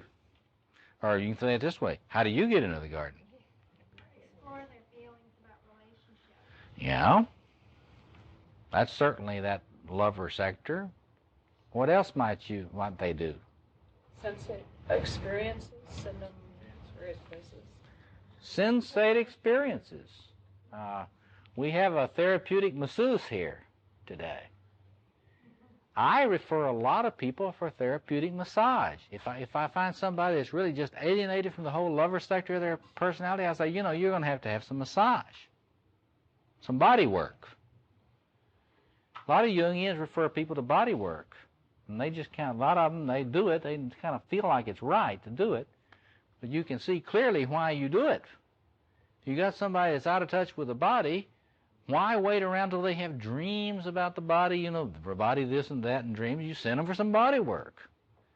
And they begin, the body is a very interesting thing. It learns. It does, you know, it learns from being touched. So if I have a person that's really alienated from the body and I send them for a therapeutic massage or some body work, the speed with which they begin to integrate the lover sector of their personality is amazing. I also send them for other things. Acting lessons. Improv. You show me a person that's got a lot of problems with a lover, I'll show you a person with a lot of shame issues. A lot of difficulty in appearing. They don't know how to strut. Right?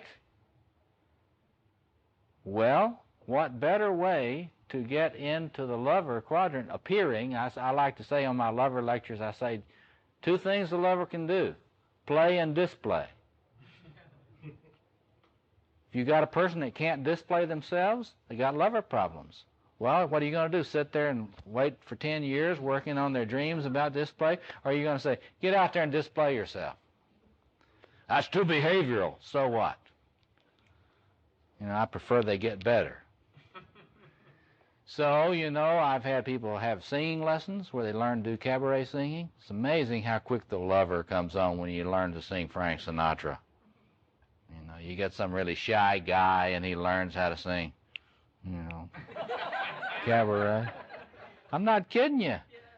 I'm not kidding you. About the first time they can perform before their group, where they can perform some Frank Sinatra song, it's amazing to see how much shameless he is, or she is.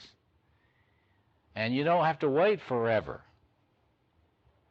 And this is what in the men's movement today, we're so indebted to Robert Bly and Michael Meade and some other people who are much more comfortable with their lover side than I am.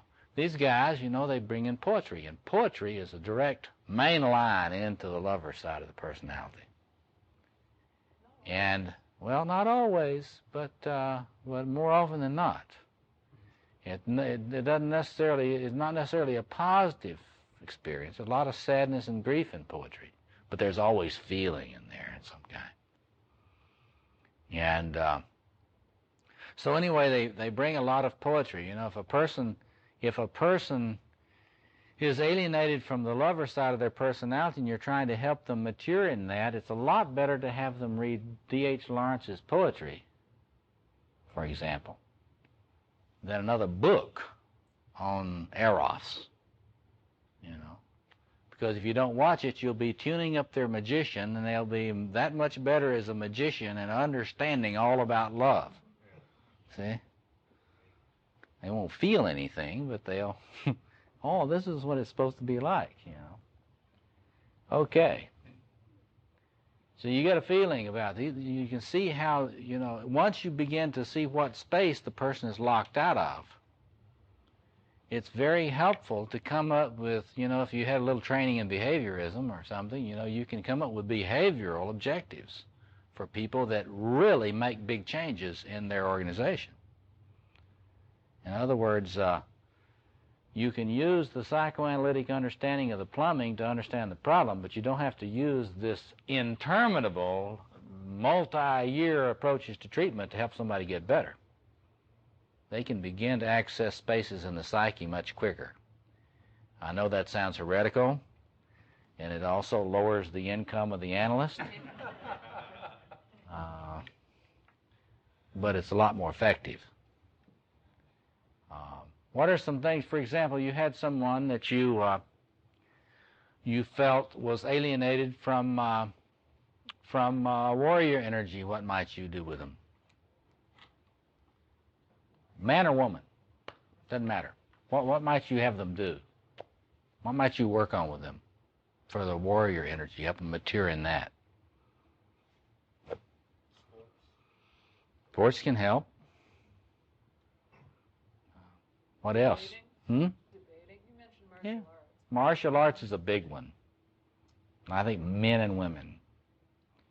Assertiveness training short of martial arts, you scare somebody to death, it's very, you know, sweet, and you say, well, I want you to go take Aikido, you know. But if you say, well, there's a workshop down at so-and-so on assertiveness training. Think you might get there? Well, I'll think about it. But assertiveness training is very, very good to start working on this warrior energy.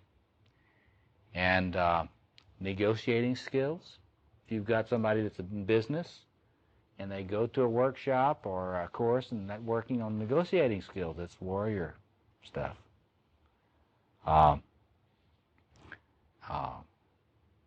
Physical conditioning programs help a lot with warrior stuff. And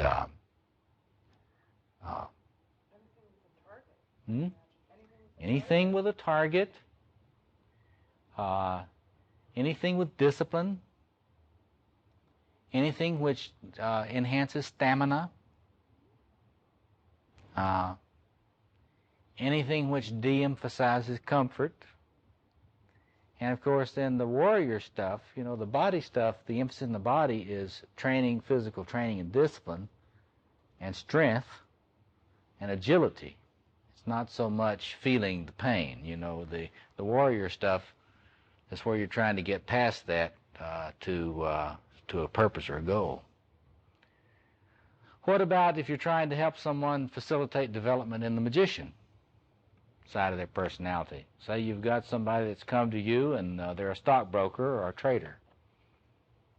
And they're wonderful at some of the trickster stuff in the magician, but maybe they haven't got a lot of other things. What do you do with them?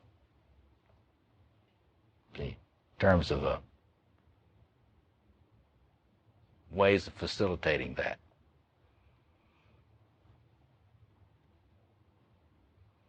Well, what do you do to strengthen your magician?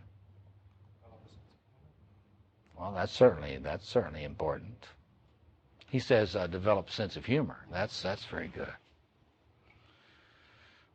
You know, any of this inner work stuff is great for that. Anything which enhances reflection and awareness, any awareness exercises, even getting into long-term therapy. You got somebody that's not got much magician, that's the kind of person that you want to have a long-term, in-depth psychotherapy where they get into dream interpretation, where if you can get them into journaling workshops, it's amazing how much of a breakthrough a person will have in the maturation in the magician just by going to one pro-golf journaling workshop. Because in that, they learn to do what the magician does. Ask questions.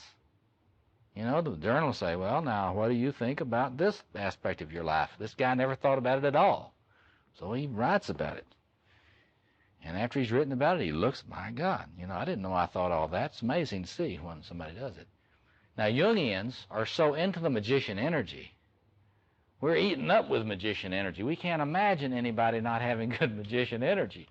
But the truth is that not everybody's an intuitive feeling type.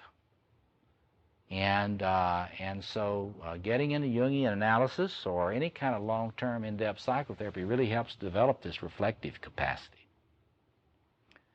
And, you know, taking courses, a lot of bibliotherapy, where they read a lot of books is useful.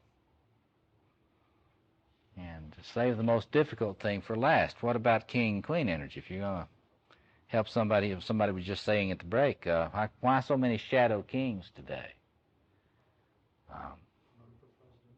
Yeah, you can always run for president.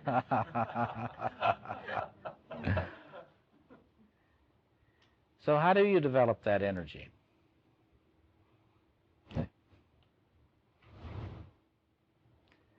It's a very complicated business, of course, in any of these, and all these series of lectures I've given, we go into some depth. Volunteer work. Okay. This is right. This is right. Any kind. This is good. Any kind of investment of the self, which is not private, which is public, and which is for the common good. And one of the best things, and I constantly, for men in this thing, I try to say, are you involved in Greenpeace? See, you get a lot of the king and warrior stuff right there immediately. Because when you're in ecology, ecological planetary concerns, that's that king, queen, stewardship energy. Feeling the world. So that's really good. I hadn't really thought that much about that, but that really is an important way, yeah. Seems like parenthood is better than all of us. I think that parenthood often really puts a person in touch with this.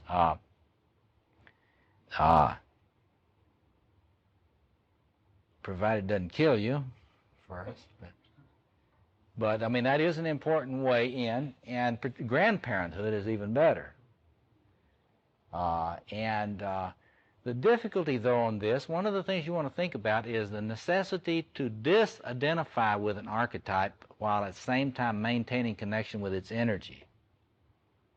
And you need to do that with all these, because the archetypal pattern itself it will possess you if you're not differentiated from it.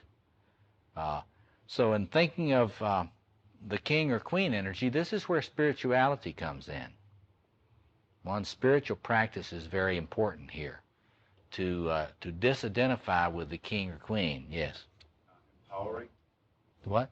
Empowering. Yes, other people, you mean? Right. Yeah, and mentoring kinds of relationships. I think that's absolutely right. And to be able to even ask yourself, well, what is my responsibility in empowering other people? A lot of people never ask it. They question. And that's right. The Shadow King wants you to empower him. Yeah. So, but it's very interesting. The most important place to really do a lot of active imagination, I think, and when you're working with somebody that's very disturbed, I think active imagination with a king or queen is really, really an important place to work. Because if you can do that, it's just a very touching thing to work with somebody and they're doing active imagination with the king or the queen. Because when they work through and they get past that abusive king figure in there, there's always a shadow king in the psyche too, you know. And you do active imagination, work through it, and then make connection with the positive king energy within, the king figure within an active imagination. It's a very touching thing. I have now, these lectures have been out around the country, and I'll be out traveling around the country, and men will come up to me and they will take me aside and tell me what their king did with them. And it's a very, very wonderful thing to listen to these men's experience of nurturing from these inner king figures, and how generous these inner king figures are, and how patient they are, and how empowering they are. And you know, it's very interesting. You'll find men who, the king can be from any race, any age or culture, but the important thing is the quality of the relationship that is developed over the course of time with active imagination. How many of you have never heard of active imagination? Any of you? Okay, it's a standard Jungian technique which you can get an introduction to in Robert Johnson's book Inner Work.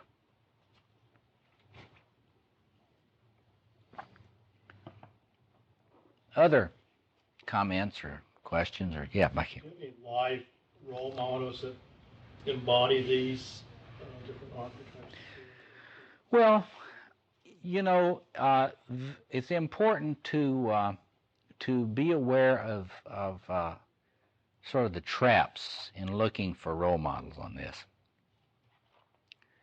You're not going to find anybody that's a perfect quadrated individual, see, probably. So I always like to say, well, you know, don't be looking for perfection. The thing to do is to look at your own structure and see what energy you're least developed in, and then find somebody that has that energy and admire them. Don't look to the person for wholeness. See? Look to the person for the specific energy that you are weakest in, and then admire them. In the course of conscious admiration, it's related to what the Freudians used to talk about as identification and introjection. That is, if you consciously admire a person for their energy of one of these quadrants, you will be invoking that in yourself through your admiration. So it's a lot easier to find somebody that has a lot of raw king energy than it is to find somebody that's got a balance. For example, this Trump. He's got a lot of raw king energy. If you want to know what king energy is like in his raw form, it's that empire building. I'm going to build me the Taj Mahal. you know. And that's the capacity to build things, build an empire. That's king energy. And of course, as I like to say to people sometimes, it'd be nice if he was interested in helping the homeless. Because if he had all that king energy, and he knew what it was for, and he started trying to put some of that know-how to work in rehabilitating inner-city housing, we might have a lot of changes in our homeless problem very fast, you see. Yeah.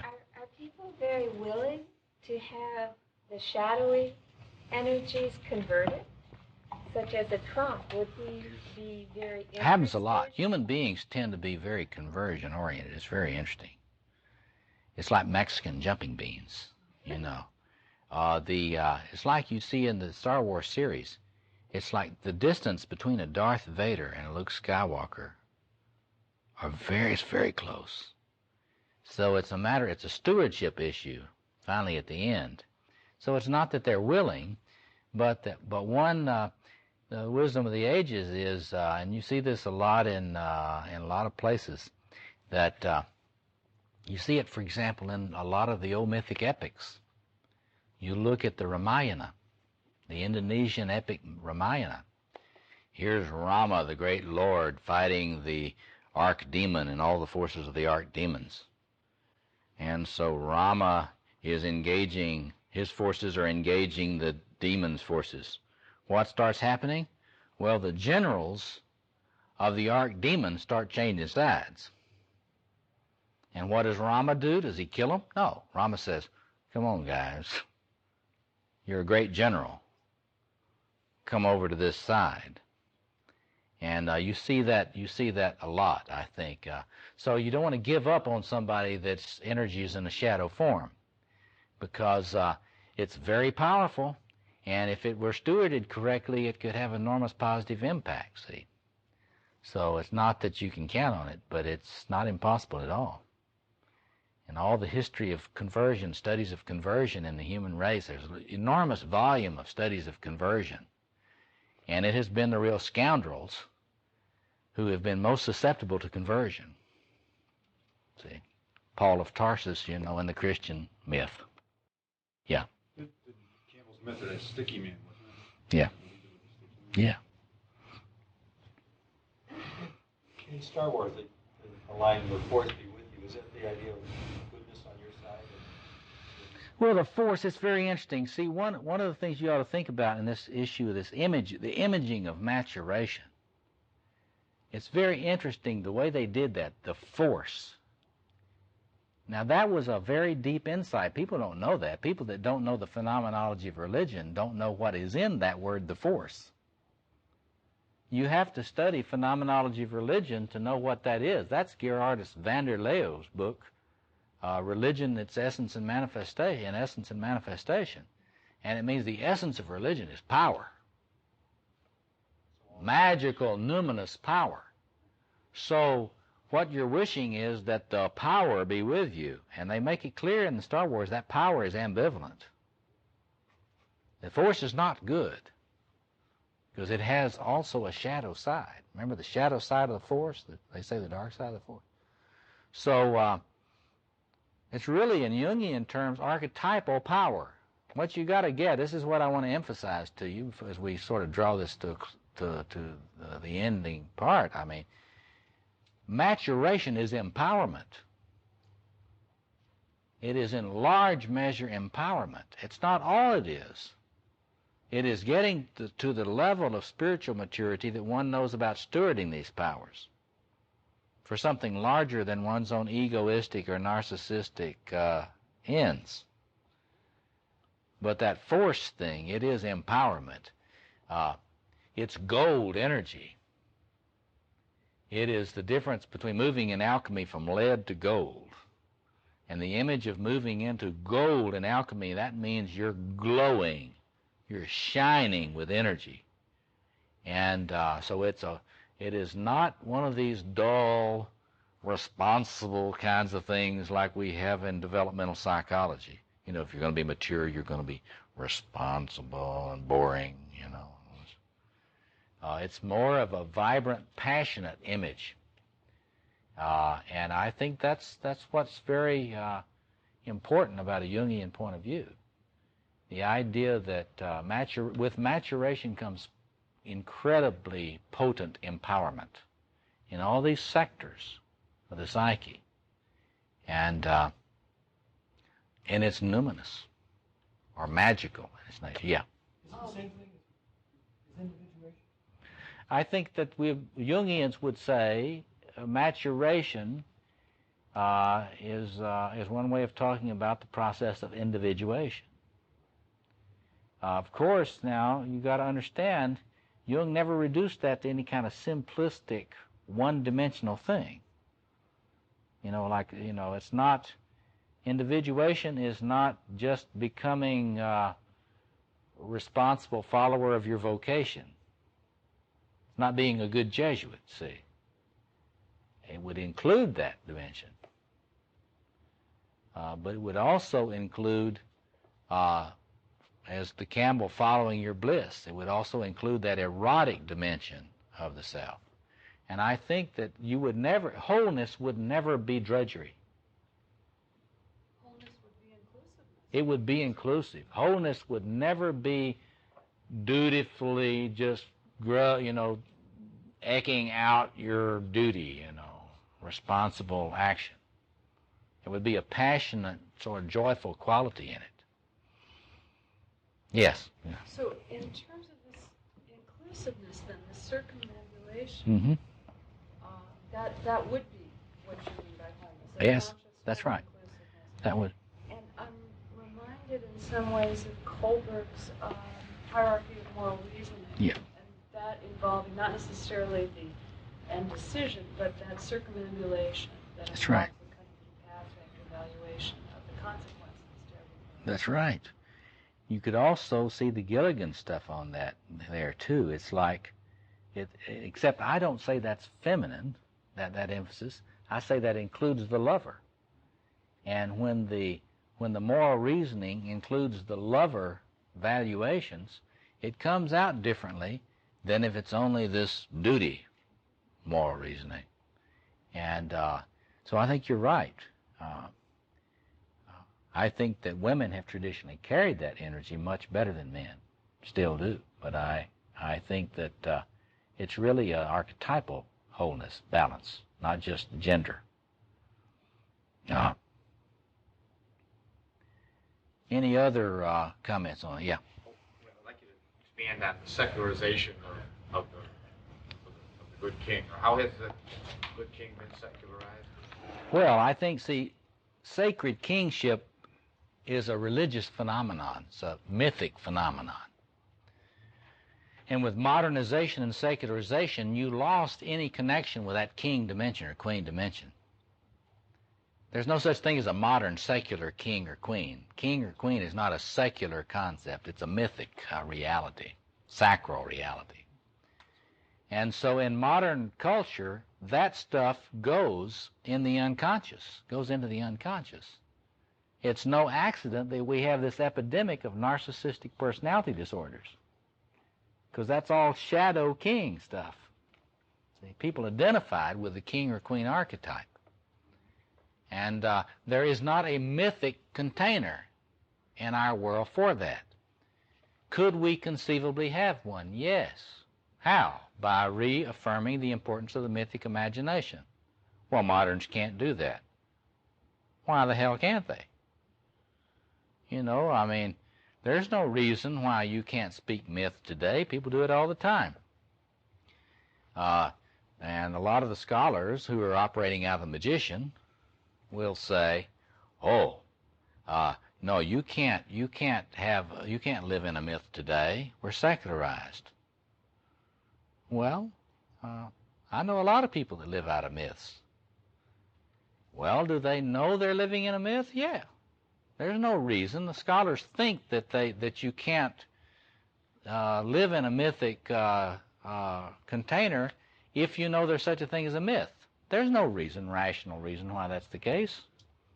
I mean, it's become a dogma in the academic world that that's the case. But that's because somebody that lives in the magician, like most professors, they cannot give assent to anything. They're basically deconstructionists. Deconstructionists cannot assent. Now, the problem with the person trying to live out of the magician and find wholeness out of the magician is that the magician never has wholeness. And so if you try to find wholeness out of the magician quadrant, it's impossible, because you can always find out 14 more reasons why the myth is wrong. Which gets us to the role of myth in this whole process. See, I think that the importance of myth has to do with the circumambulation. You listen to Joseph Campbell, any good tribal myth will take you in the four quarters. If you listen to Michael Meade tell myths and stories, you will notice that all the stories touch on the four quarters. And theology does not deal with the four quarters. It deals with the perspective of the magician. See? And this is where we got Rudolf Bultmann and demythologization, because that, from the point of view of the magician, everything has to be demythologized.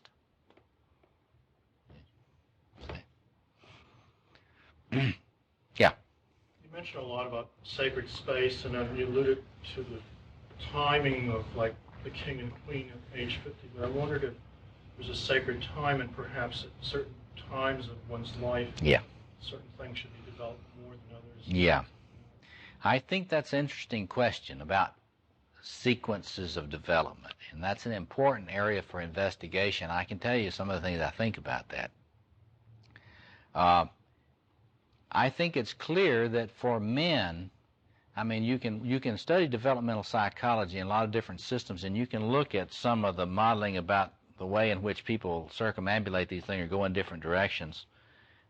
We addressed that some in this first volume, and we'll try to do more about that in later volumes. But when you're looking at masculine kind of development, it's very interesting. You can think about clockwise development for both. Look at that, though. It's not symmetrical.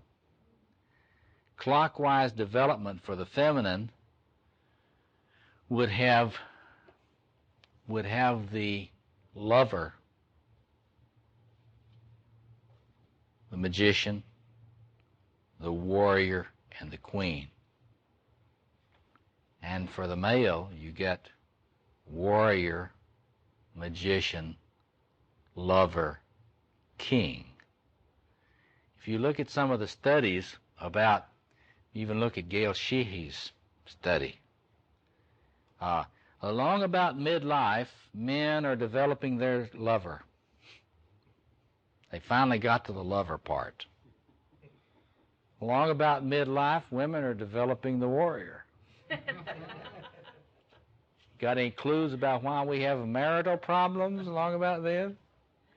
The guy says, "Here I am, honey." She says, "I'll see you later. I'm going to class." Or "I'm going to work." So that's the good news and the bad news. I mean, there is a sequence. And I really think that as we get deeper into this stuff and we understand more about the differences in the maturational task of men and women, you will see more and more. Any of you that need to leave, can feel free to leave now. But I'll stick around a while. We'll talk about this for those who want to stay. It's like the male psyche has a much higher premium on warrior energies than the female psyche in terms of what they feel comfortable with. That is, unless the male has been in a family that was intent on disarming him. In other words, if his mother, like my mother, called in airstrikes, every time the boy wants to fight something, or, "Son, we must not fight. No matter what happens, you must not fight. Nothing is worth fighting for." That's a lot of mothers tell this to their sons. And a lot of fathers are such weak warriors that they'll sit by and shut up while that's being done. It's bad enough when that's said to the little girl. See? But anyway, so if you've got that kind of home and the boy is not allowed to develop his, rambunctious, warrior scrapping self, then he will likely end up being a little trickster lover male and have a lot of difficulties later on in life getting himself together. See, it really predisposes the boy to being a borderline when that happens. See. Now, if a girl, when she is getting into her lover self in the home, is abused, see, if she is the object of abuse, either verbal or physical abuse, particularly from a male, but even from the mother, if she's brutalized by the masculine, she will often have a hyper development of her warrior in an early phase. That is, she won't be waiting till she's later on to develop that. It will develop in a very powerful, very, very heavily armed Amazon. And it will be trying to protect that lover self of hers, which has been so wounded. So you get an interesting kind of thing in wounded men and wounded women. A lot of the time in men, when you see this borderline thing, their warrior, their early development of the warrior, which I consider probably phase-specific, phase-appropriate, if that has been trashed in a man, he will likely develop into a trickster lover borderline. If you have a woman whose home is so unsafe for her that she's brutalized and abused a lot, she will often develop in a heavily hyper-developed Amazon figure who has tremendous problems in relationships even if she becomes lesbian. She'll have problems in her lesbian relationships because of how hard she is. And so you see that if the home is abusive of that particular energy, then you will get a development of a particular archetypal potential in a way that's very rigid and hard to integrate. But I think one of the things also you got to think about in terms of the culture and biology here. See, I think some of this stuff is sociobiological and goes back to primate development.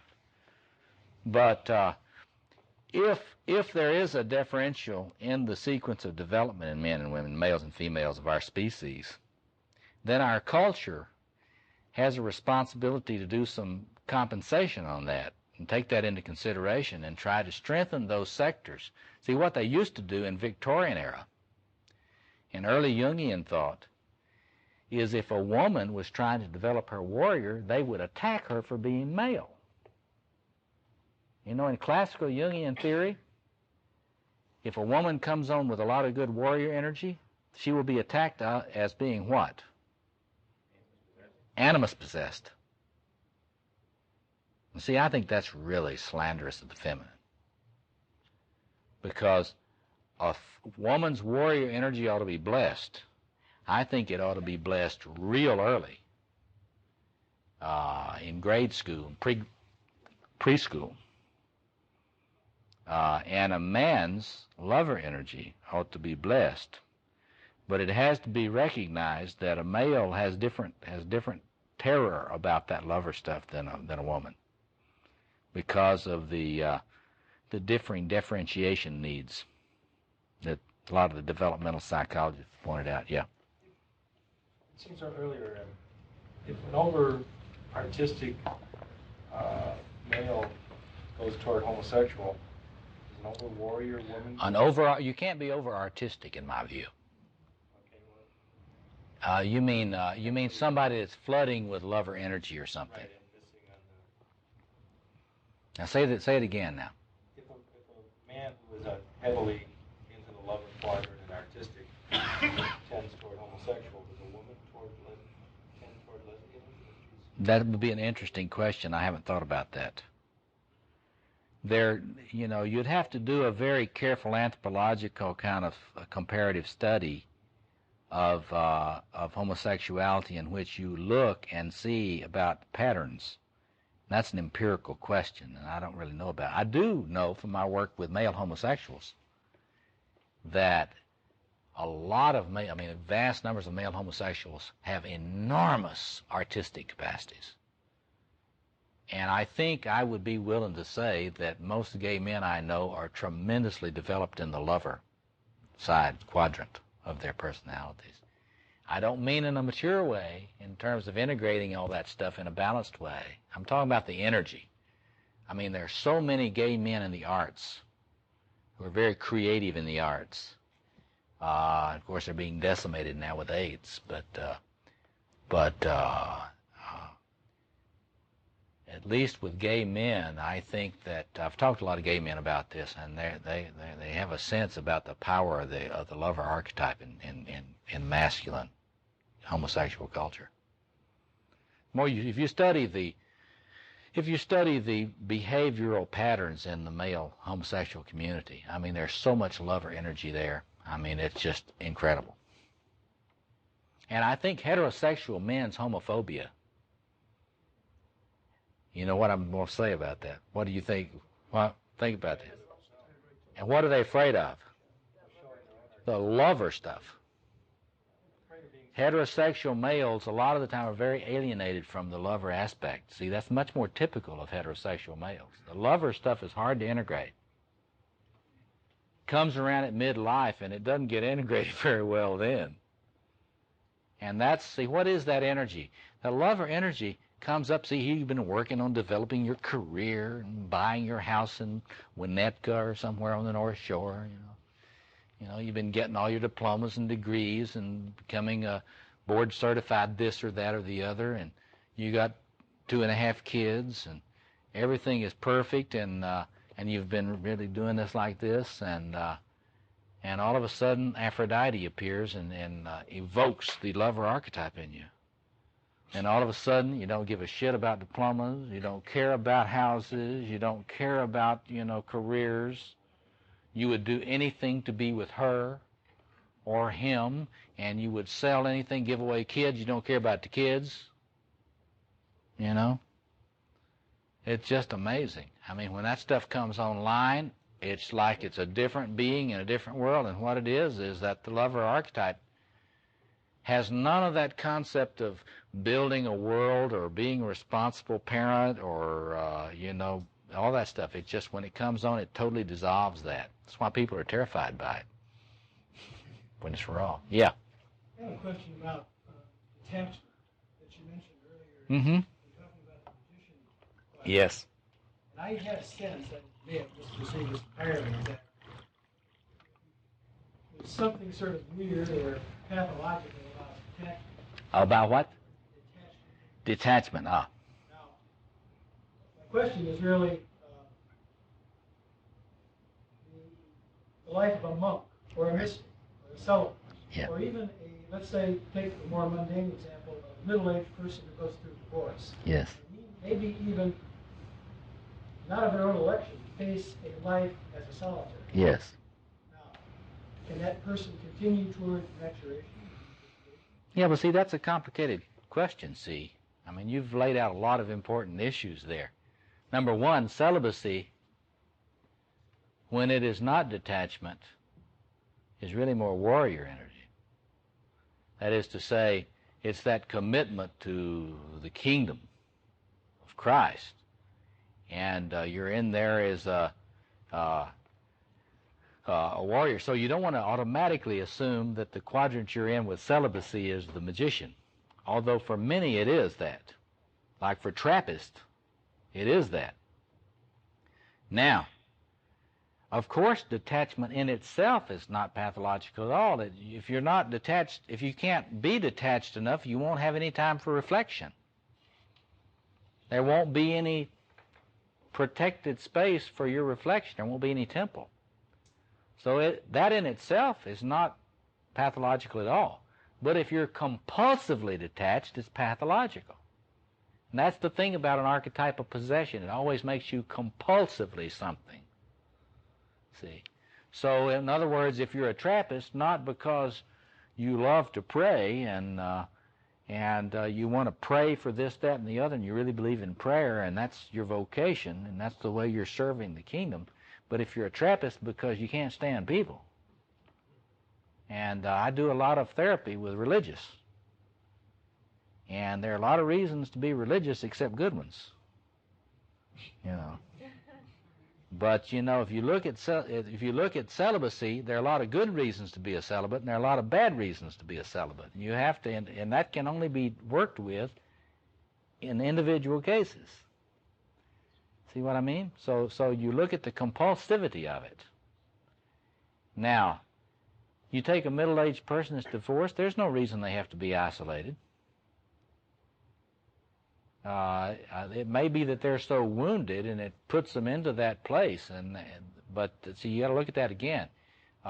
There's a lot of ways to get involved in the world, and nobody need be isolated unless it's either a choice or a compulsion. See? Let those of you that have to go now go.